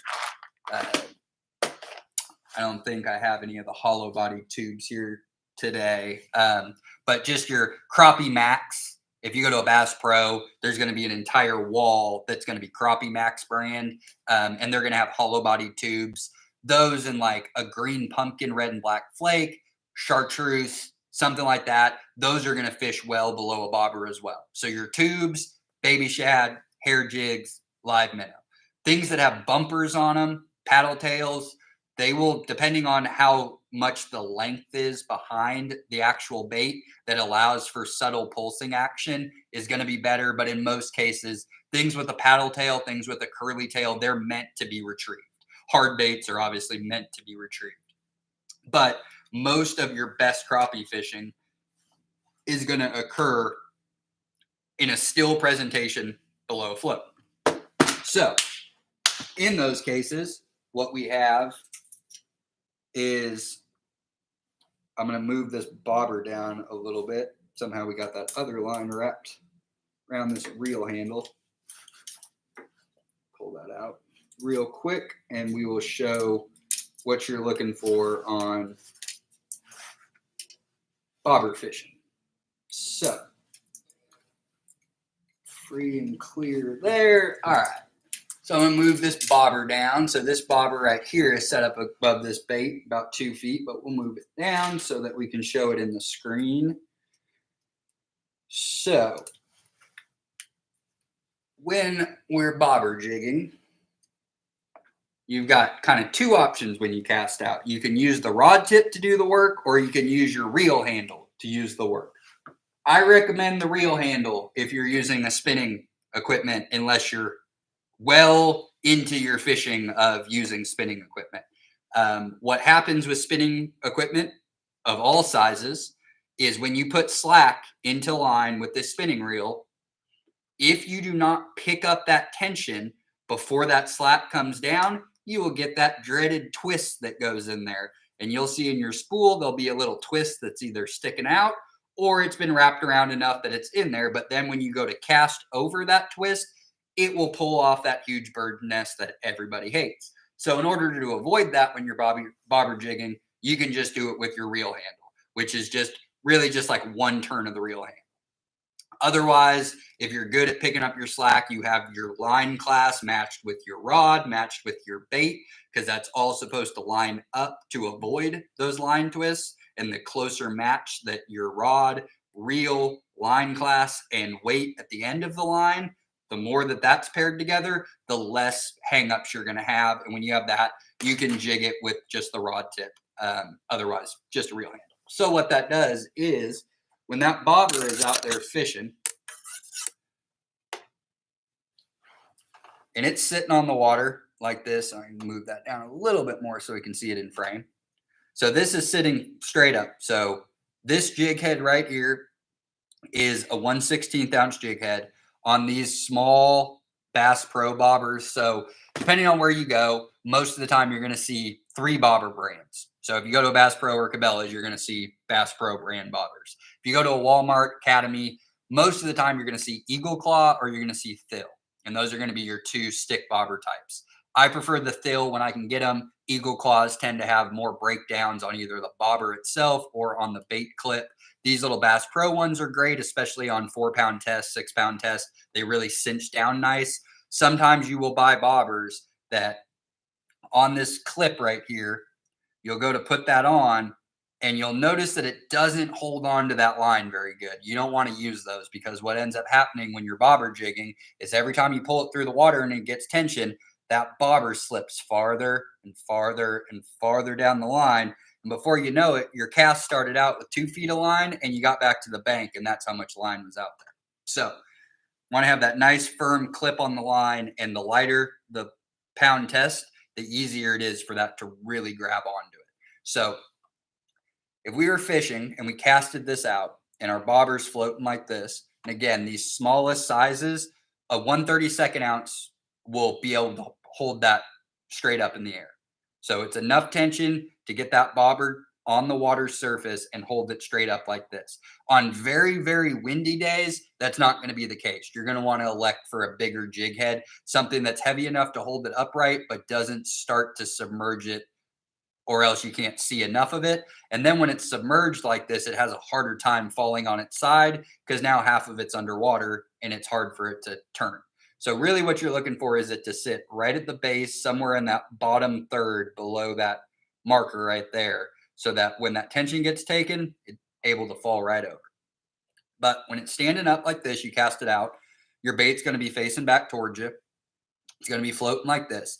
And essentially what a bobber jig is because this is sitting, and when it's in the water, like when I'm holding it like this, it sits like that. But when it's in the water, because of the bait profile, it's going to sit horizontally like this, maybe even with the head turned down a little bit. So when you do that reel handle crank or you jig the rod tip, what it does is it pulls this underwater a little bit and it forces that bait to move with it. So in that case, it's pulling. So it goes from the still position and it essentially hops the jig. And all that's doing is getting the fish's attention. We really want that bite to come when it's jigged, it's sitting still. That fish comes up and grabs that. It spins. This loses the tension and falls on the water like that. Every now and then, a big fish will get it. That bobber is going underwater, especially the. It'll go underwater more the closer it is to the bait. So if you're fishing real shallow water, if you can physically see the crappie spawning in some clearer water and they're up in less than a foot of water, a lot of times, yeah, your bobbers go underwater just because there's not much of a water column. But we're fishing typically in water greater than 2 feet, and your bait is going to be somewhere 1 to 3 feet below the water surface. more often than not, your bobber is not getting tugged under unless it's another species. If it's a crappie, it's just going to fall flat. And in that case, hopefully you're tight on your line, but really your hook set is going to just a reel up to the tension and just kind of a sweep motion. So crappie hook setting is a very smooth process. You're reeling a little bit and kind of just turning whatever side you set the hook on. It's not a bass bury that hook. Um, they have very slender mouths, unlike a largemouth bass that's got lots of different areas in its mouth to set the hook, where you're using big thick wire hooks that you need extra effort to actually bury it. Most crappie tackle is going to be thin wire hooks, very sharp, easy to penetrate, kind of like a needle that you get a shot with. So it goes in real easily. So your hook set does not need to be this big violent tear. Crappie mouths are very fragile. The warmer the water gets, they'll loosen up even more. And what you'll do is, because like largemouth bass and sunfish, they have that circular shaped mouth that when closed, when they go to eat their prey, it opens up, it creates a vortex, it sucks that bait back into their gullet. Whereas a fish like a walleye or a catfish or a trout that have more conal shaped mouths, they have to eat that bait and work it back into their gullet. Whereas the sunfishes, it's just a vortex. They open that up, it creates a spin, and it sucks that bait right in. So that's why sunfish and bass, they attack from below. They're essentially opening that up, creating a void, bait slips right in. But unlike sunfish and bass, which do that and then turn and go back around, crappie will do that and then hold once they eat that bait. So keeping a stick bobber to show you best on. So as far, we haven't talked really about live bait yet. So we got about 20 minutes left. Ask questions if you've got them. I don't have a whole lot of other information to go across. I'll talk about some of our better public areas that you can go. Lakes that have been deemed by our fisheries biologists to be kind of on the exceptional end of crappie fishing. Crappie are found statewide. They do best in bigger reservoirs. It's not great to have crappie in ponds and small impoundments because of their reproductive ability. They're prolific reproducers, so they can easily take over a pond by over reproducing, eating all the forage that bass and sunfish and catfish will eat. And eventually what will happen is they will become stunted. They will run out all their resources, and essentially fish will all be the same size because they've eliminated all those different prey sources in different sizes. So when you have smaller bodies of water, if you have your own pond, a neighborhood pond, or you fish small city lakes, it's very important to keep crappie. I haven't really touched on that, but harvest of crappie, more so than any other species that we have in Oklahoma, is such a benefit to the resource. Crappie in the 6 to 12 inch range, you can do wonders with smaller bodies of water in quick periods. They're not a very long lived fish, so they reproduce, they're sexually reproductive very quickly. After a year, they're growing up to 4-6 inches. Like most fish species, they grow the fastest earlier in their life. As they get older, fish continue to grow their entire life. They don't stop growing, but it really slows down the older that they get. So for defense mechanisms, they grow from when they're born as fry as quickly as possible to avoid less things being able to eat them. But crappie, because they're a sunfish, they do very well in shallow and deep water, in smaller impoundments that have less predators. The key predator for crappie are walleye and saugeye. We stock saugeye in a lot of lakes across the state, not only for anglers to enjoy, but really as management tools for population control for crappie. And so that's why those crappie push out into those deep schools and suspend in the middle of the night, because other suspending schooling fish, like our temperate bass species, don't have the necessary equipment on their mouths to be able to eat the crappie. So they're kind of safe out in that open water. But at night, shallow predators like bass, walleye, saugeye, catfish, there's crappie hanging around transition structure, shallow structure in the overnight hours. They're very susceptible to getting eaten. So harvest is very important. If you have your own pond that has crappie in it, if you're not harvesting crappie every year, you will eventually see a decline in your overall crappie population as far as size goes. You'll end up with a bunch of fish that are 6 to 8 inches. Some of them could be 6 years old, some of them could be a year old. So, in order to keep healthy size classes and age classes for crappie fisheries, harvest of those fish every year, 37 a day, those can have a big impact on small bodies of water in 1 year by keeping those fish. And they taste great. So, uh, good benefit both ways for crappie harvest. So, for live bait, you've got a few different options when you're fishing from the bank. You can obviously use a bobber, fixed or a slip float with weight. You can use that weight either with a jig head, which is going to be the simplest method. You just tie on your jig head. Usually an 1/8 ounce is perfect for that. Maybe a 1/4 ounce if you're fishing in deeper water with the slip float. But an 1/8 of an ounce is usually enough weight to cut wind, cut current. But if it's super breezy or you've got a lot of moving water, probably a 1/4 ounce just so you can drop it down, keep that slack out of the line. Or you're fishing on a dock and you're dropping straight down below the dock. Easiest way there with a jig head, drop it straight down to the bottom, reel up, couple reels, get it up 2, 3, 4 feet up off the bottom, and leave it there. Set it up against the railing, set it down, put it in a rod holder, sit in a chair, sit on a bench, bucket, hold on to the rod. As you're not getting bit, continue to reel up every minute or so and move that bait up the water column until you find the level that fish are actively feeding it. Because, like I said, crappie feed in front and above. So if that bait is down below them, they're not going to come get it more often than not. So you just keep reeling up after about a minute of leaving it in a spot and fishing different areas around the dock until you find that level that they're feeding at. And once you get to that, a lot of times you can figure out the depth, and then you can just pull a line off of your reel to that depth every time that you let it back down. So with bait, a jig head, put that minnow on. You can hook it through the nose hole, high on the back, or you can tail hook it. When you buy minnows or you're using live bait, keep it high up on the body. Don't put it through their mouth. Don't lip them. That'll close their mouth and they won't be able to get oxygen through their gills. They'll die. It's harder to catch crappie on dead minnows than it is on live minnows with a little bit of action. It's not to say you won't get bit, but odds are you're going to pick up a catfish, bass, something that's more inclined to eat that dead fish in the water column than the crappie is to take a live bait. So never close their lips with that point. They have a little nose you can slip that hook through, and you don't hit the brain, you don't hit the eyes, keeps them swimming good.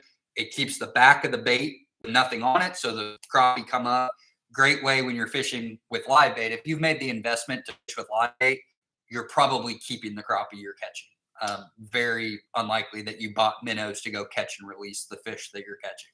So in those cases, putting it up towards the nose, let those fish inhale that bait, because it doesn't matter if you're hooking them in the gills or back in the gullet. You're killing that fish anyways for harvest. Doesn't matter where you hook them. When you're fishing with artificial lures, gives you the option a lot more often to release the fish if you just want to catch and release fish.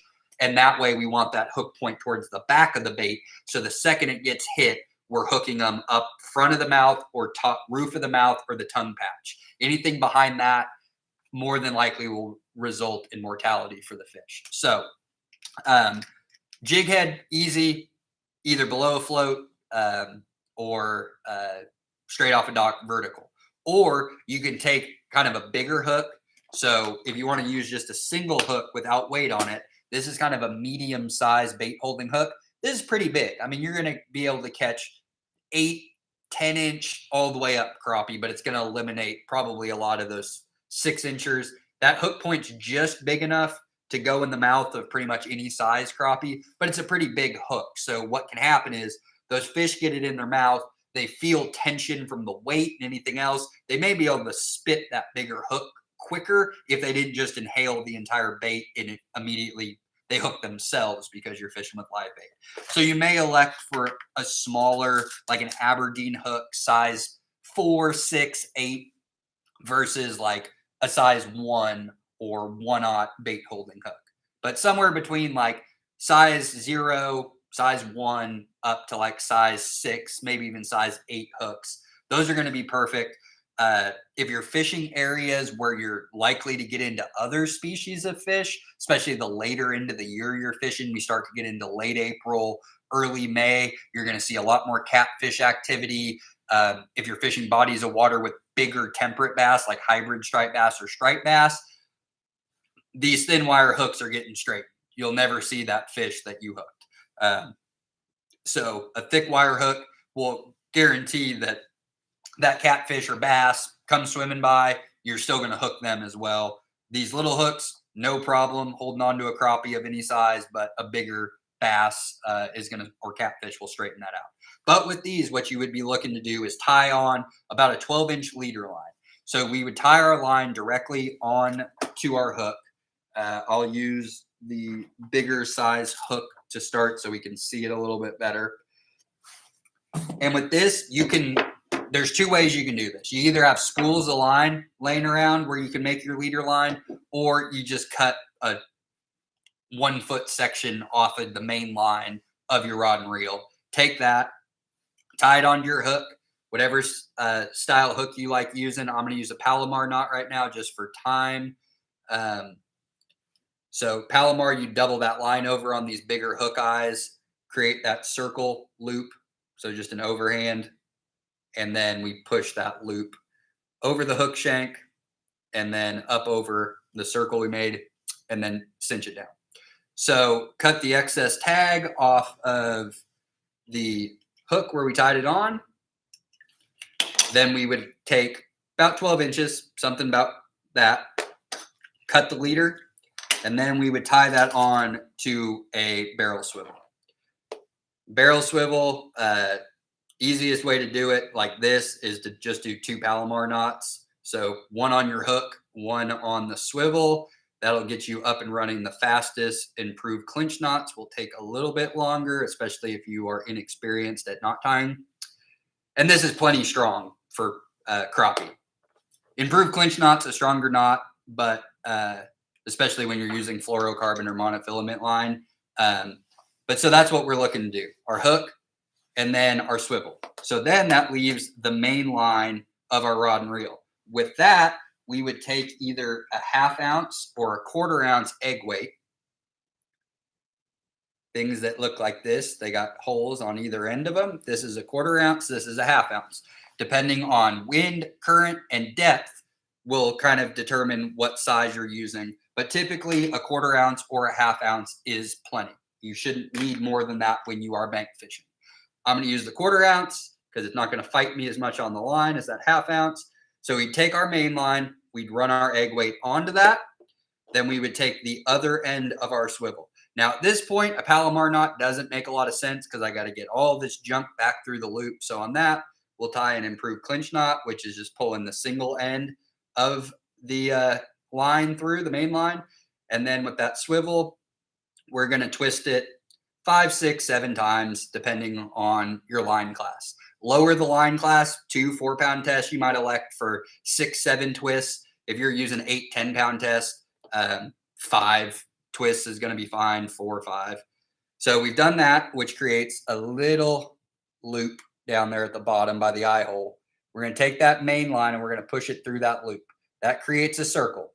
We want to run that tag end back through that circle, up the line, wet it, cinch it down tight. Sometimes it leaves a little loop right there, which is the excess tag. Give that tag a pull. Bam, we're on there. Cut the excess. And then with this, you can drop this straight below you on a dock. And that'll go down like that. And it'll take that weight down like that. Have your swivel, your line, your leader. You put your minnow on that. You can put that straight down below a dock. Or you can cast this out with a bobber, again, 1 to maybe 3 feet. This is a whole lot of stuff. When I was talking about not going 2 feet up more with a single jig head, you got a lot of stuff that can get thrown around with this. So unless you're very experienced at casting with all this equipment, probably don't need to be more than 2 feet above that swivel to where your fixed bobber is going to be at. But you can also employ this with the slip float, cast it way out, which is going to be most effective with a live minnow at this time of year, fishing transition structure. getting out to deeper water, using live bait, this is going to be the setup to use with the slip float. Cast that out. This thing will drag straight down, and then you'll have this line loose below the barrel swivel, and that allows the minnow to swim freely. So as that weight comes down and sets you up straight on the vertical presentation, and it's sitting like this in the water, that allows for the leader line and that minnow, especially the smaller the hook. Now, this hook's pretty big. So on a regular size minnow you get at the bait store, it's going to struggle to pull this hook around. But on a smaller hook, it gives you all that line for that minnow to swim around freely and fish to come get it. So it gives you the most realistic presentation that you can give to fish utilizing live bait. With a jig head, the jig head is great, especially as fish become more active in shallower water and around docks. But if you're trying to get out to deep water with the slip float, utilizing an egg weight, barrel swivel, leader line, probably a sturdier hook, that's going to be your best bet at targeting more crappie and bigger crappie in the March months, February, March, as those fish start to push up towards transition structure. So that brings us through pretty much all the information that I have to give as far as fishing is concerned. Some good public access areas to locate. I mentioned earlier in the presentation, just areas that you're looking for to find success, which are always going to be shallow sheltered waters earlier in the year on the north end of the lake that have ideal spawning habitat immediately adjacent to good wintering and transition areas. So unlike most like migratory fish species like a white bass or a striped bass that'll travel great distances during its spawn because they prefer to utilize inflowing creeks and rivers to keep their eggs buoyant as they float down because they do not provide any parental care. Female crappie provide zero care. They come in, they drop the eggs, the males do the work from there, which is pretty typical with your sunfish species. Bass do the same thing, sunfish do the same thing. The females are there for the eggs. That is their primary job, which is why they are able to get to greater sizes. They eat more, they get bigger bait. So we end up with fish that are a lot larger in size. And then obviously the bigger they get, the greater capacity they have for holding more eggs, which leads to increased viability of the eggs, of the spawn, of the fry. Ultimately, all biological creatures in nature are trying to give their offspring, their genetic lineage, the best opportunity at continuing that genetic lineage. So the bigger the fish, the more eggs it has, the more opportunity it has for successful genetic transfer to the next generation. So with male fish, as they push up into those shallow areas, those rocky areas, that especially if you can find rocky areas that have grass mixed in, where they get really good cover, where they can make their beds in the middle of those grass that has gravel on the bottom of it or hardwood logs laid into it. Cover and structure is always going to be beneficial for the sunfish species. Your bass, your sunfish, your crappie, your rock bass. They're going to look for areas with great bottom structure. And then if you can mix in good cover around it, whether it be overhanging cover, but especially bottom of the water column, grass, weed lines where they can make beds in that and stay really secluded, gives their eggs and fry the best chance for the male to ward off predators when they're spawning in more open water with no cover, but good ideal bottom spawning habitat for the nests. You're going to have a lot more guarding. You're going to have a lot more fish activity. You're going to see water boiling, swirls, all that as they're fighting off. So as we get into the spawn, we've spawned, eggs have been dropped. Now, on a small body of water, a pond, small lake, this might all happen within a week. All of these fish will push up, ideal conditions, they'll spawn. On big bodies of water, this is going to take place over the course of 6 or 8 weeks. So areas of ideal habitat for these fish to spawn in, you'll have waves of fish coming through every day to either gorge pre-spawn, lay eggs, build nests, guard eggs, guard fry. As we get later into the years, we get to mid-April, late April, and most of these female fish have pushed through to drop eggs. Now we get that prolonged bite period in shallow water, which is the males actively defending. So they're not trying to eat. They're not out there consuming baits because they're hungry. So live bait doesn't make a lot of sense. Utilizing brightly colored lures, things that will get their attention immediately, drug right across these beds or in and around these spawning habitats. Um, as far as reproductive success, pulling males, keeping males away from these, especially in smaller bodies of water, limits the success of the fry. Not as many will survive without that guarding. A lot of them will die anyways. It doesn't take a bass, but one swoop through a school of fry, he'll get all of them. So being able to get into these areas where these fish are defending, and there's lots of them in bulk. Sunfish typically spawn, so crappie and sunfish. Bass will do it a little bit, but not as much. Bass are more solitary spawners. It might be in an area that, like a big cove, there could be spawning beds, but crappie and sunfish tend to build nests right next to each other. So you'll have these big spawning bed areas, these big bedding areas with all these nests on them. So you get a lot of fish in a very tight window. Um, and utilizing the brighter baits that will get their attention, the pinks, the oranges, the reds, things that are just going to stand out in the water as they're moving through, and dragging these through.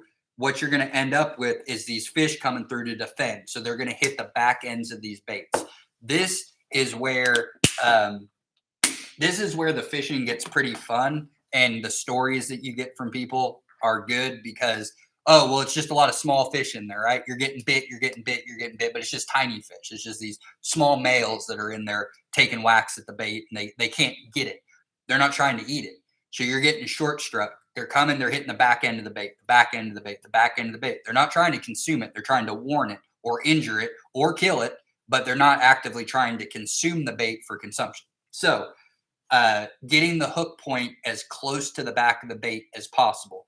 Baby shad work great because your hook point is basically at the base of that tail. Fish comes and takes a strike at it. Bait profile is so small, you can get hooked up. This is where cast and retrieve becomes more effective than bobber, because we're looking to agitate these fish. We're running through them. They're looking to strike. This is where the little hard baits really can show their colors when it comes to cast and retrieving for crappie. If you're going to use small soft plastic baits, baby shad are going to have the best bet. That hook point is going to be as close to the back end. This is where you look at using things like inline spinners, little rooster tails, chartreuse, orange, pink, bright, obnoxious colors, 1/16 ounce because you're fishing in really shallow water, maybe even a 1/24 ounce. That's going to move through there. That hook point is on the back of the bait. When they short strike it, they're getting the treble hook and nothing else. So inline spinners, great during the conclusion of the spawning period when the males are defending. Little rattle traps, little swim baits, like pre-molded ones where the hook points are farther towards the back. Something like a storm eye shad, something like this, where the hook point is already affixed on there. We're still pretty close to the back. You're going to get bit a lot on these. You'll get short struck. Anything where the hook point is in front of the tail, even just a half an inch, you'll get bit on the tail a lot. You might lose tails. They'll grab them and they'll rip the tail off. But small pre-molded swim baits will find success. And then your little crankbaits. This is where your little shallow diving crankbaits, things that are labeled as panfish or crappie crankbaits, this is where they are going to excel, is when those males are guarding. So small baits, chartreuse, reds, bright whites, blues, but these little shallow divers, these are only going to go down about 3 feet, which is perfect because you're usually fishing 4 fish in that shallow water. Little tiny lips on them. Bait profiles are about 1 inch. So this is perfect. And you have dual trebles on them. If there's too much weed coverage, these might not be your best bet because they're going to dive down into the weeds when you're bank angling. So that's when you elect for a lipless crankbait. So the silvers are always going to be good, but if you can get one in like a gold or a chartreuse, these little blue ones right here, like that. Your lipless crankbait, you can control your depth because the quicker you retrieve it, the higher it stays up in the water column. But that is really the time of year when crankbaits, lipless crankbaits, small pre-molded swim baits that are brightly colored chartreuses, oranges, pinks. That's where you're really going to get into those prolific number days for male fish. Especially if you've identified really good spawning habitat, that's just going to be the time where you're on top of those fish left and right. Casting and retrieving, it's fun. Slow, steady retrieve, especially with inline spinners. If there's not a lot of weedy coverage, if you're more in areas that have higher water turbidity, which is most of central Oklahoma, most of northwestern Oklahoma, and then a little bit into northeastern Oklahoma. As we get into southern Oklahoma, especially farther southeast, we really see water clarity uh, improve greatly, which also means more aquatic growth. So in those cases, something that a swim bait, something that doesn't have a treble hook, something with a hook on the top side of the bait where you can work your bait through cover, but the hook isn't grabbing onto it. Whereas that treble hook, the first sign that it hits weeds, lily pads, grass, anything like that, it's just the bait's done at that point. You don't really have any chance. You work those swim baits, soft plastics with the jig head, hook point on the top. You can still work it through that cover. You're still collecting weeds on the front end of it or grass, but the hook point is still exposed. And sometimes just that back end of the tail, it doesn't matter that you have all that junk on the front of the bait, you'll still get bit and have an opportunity. So those are kind of really good things to key in on that you're looking for. So we're at 2 hours now. This kind of brings us to our conclusion. And this is the time if anybody's got any questions out there. Some of our primetime lakes to look for. Oologah is one that comes to mind. Typically middle to late April. It's a northern body of water. It's up there by the Kansas border, just northeast of Tulsa, basically due north of Claremore. That's a really good crappie lake. So bank fishing, the shallow waters at the public access sites where the boat launches are at, there's riprap around them. Those fish will push along those riprap areas on that lake in tremendous numbers. And there's pretty good size class on that. For big reservoir crappie fishing, I mean, Eufaula is up there. Eufaula is a nationally recognized crappie lake. And most of those public areas are going to have pretty prolific spawning activity. Right here in central Oklahoma, Lake Thunderbird is a pretty good crappie fishery. You just have to time it right. Thunderbird is like a 2-week window, and they'll push in and they'll push out. Lake Thunderbird State Park, little river area with the 5 coves that are in there around Discovery Park or Discovery Point. Those are going to be the best public access, and you're going to have good waves. And what happens is we get multi-species on Thunderbird because it's a great saugeye lake. So when those crappie push really shallow to spawn, those saugeye follow them in. So you get a lot of really cool incidental saugeye catch. Saugeye are great to eat. They're fun to fight, and you can catch some pretty good ones. I mean, you go from catching a half-pound crappie to catching a 6-pound saugeye, really kind of livens up your fishing day. You get out west, Canton is a okay crappie area up against the dam in the Silling Basin. But out west, our crappie lakes are kind of fewer and far between. Warrika's one that has a better average size class, a lot bigger fish in it. But typically in Oklahoma, you're going to be able to find yourself a pretty good crappie hole on one of your local bodies of water just by identifying where's the north end of the water body, where's our inflow at, what is public around that for bank access that has transition out to deep water. So that's going to be areas that have big tapering points that go out with coves around them.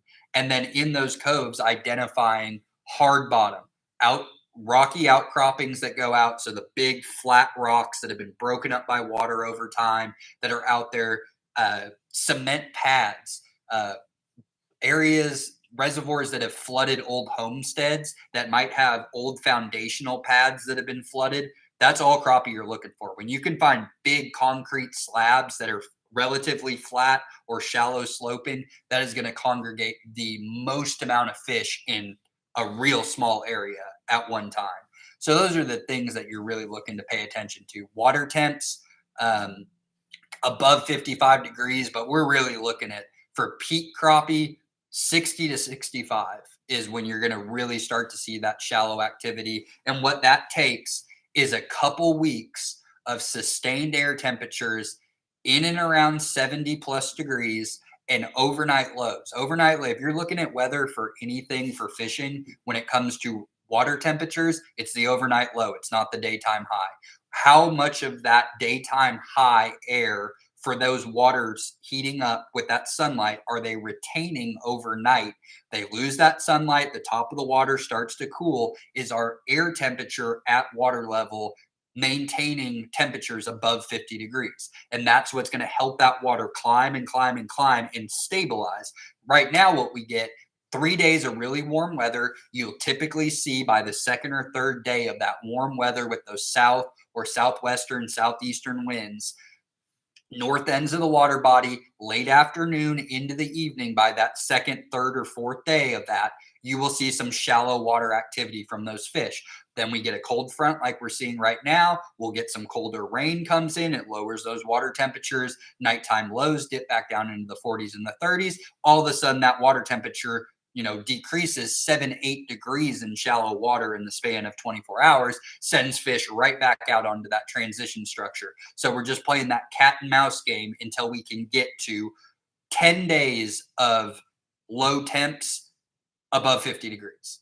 The second that we're right in and around 50 degrees as the low overnight, and we can maintain that for longer than a week, that you got to go. If you don't have that much time to fish, fishing is a commitment, especially if you don't have a pond in your backyard, if you don't have a pond in your neighborhood, if you don't live on the lake. You're making time commitment to go out there to bank fish for fish that are, they may not be there. You go bank fishing, a lot of times you get there and it's just like fish just aren't up shallow. And you don't want to waste those days when you don't have to.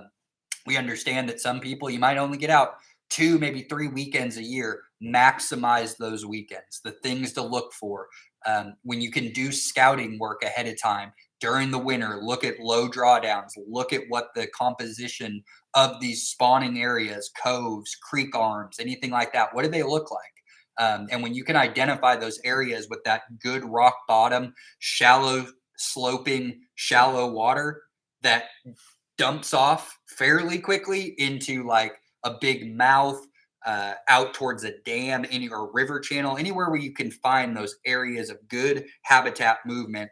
Crappie don't travel that far. They're not going to make a run like a white bass. So those fish may live within a 200-yard radius their entire life.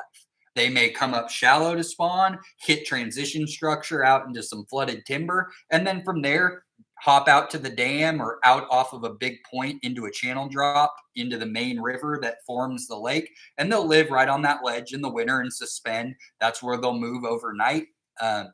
So identifying those areas, understanding that crappie are not making these miles long migrations at this time of year. They're really looking for areas that they can get to and from shallow and deep water in a very short amount of time, because they are a big prey species. They are going to get picked off by predators. They do not have the luxury of their body size to make long distance runs or run in big enough schools where, they're defended from most predation. So if you can identify those things and then look at water and then overnight low temperatures and start to key that in your area or wherever you plan to travel, you're really going to have those better days when you show up sight unseen, and then working your way through. So with that, I don't see any more questions on here. Appreciate everybody being here. I like to always sign off with, we're a non-appropriated state agency, which means we don't receive state tax dollars. So we're completely funded by you guys, hunters and anglers, those who buy hunting and fishing licenses. That makes up the bulk of our revenue that then goes into the work that we do. So we appreciate you all being here. We can't do these without you. Everybody here either received an email from me, or they hopped on here. You can go to wildlifedepartment.com, go to our fishing resources page. My information is down at the bottom.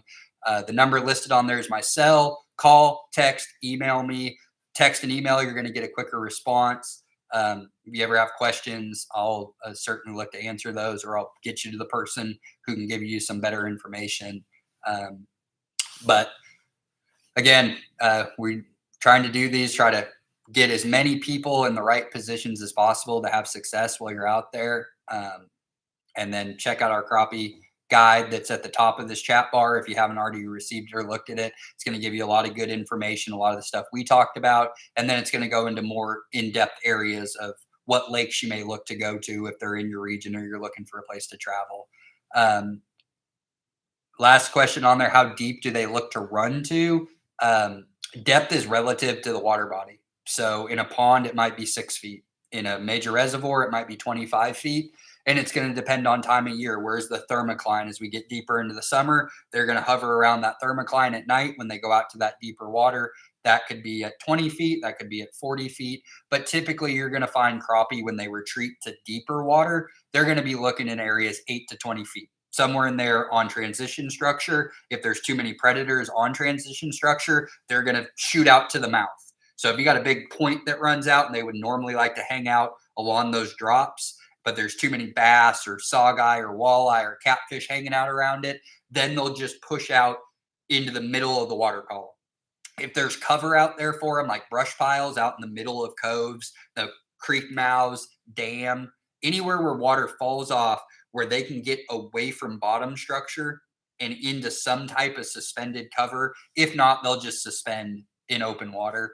They have safety in schools. And like I said, there's just not a lot of predators that can bust them in open water with the tools to eat them. They really start to get into that predation when they get on bottom structure and transition areas where bass and walleye and saugeye and catfish are really going to key in on those areas to feed. And if there's crappie anywhere from top of the water column down on that transition, they're going to be easy picking. So depth is really relative, but typically 8 to 20 feet of water most of the year is going to be where they're looking to winter and where they're going to suspend when they get out off of the shallow and the transition areas out into that deeper open water. So with that, we appreciate everybody being here. Tomorrow, I believe, is our Ask an Angler for black bass. So I think registration's open on that for another hour, but you can always come back to our YouTube channel at 1 o'clock on the days that we're doing this, and it'll show the live feed. And you can hop onto any of those. So thank you all for being here. Best of luck out there. Reach out to me if you need any information, want to talk fishing, need some tips, need to get pointed in the right direction. That's what I'm here for. Appreciate y'all. Have a great day. We'll see you next time.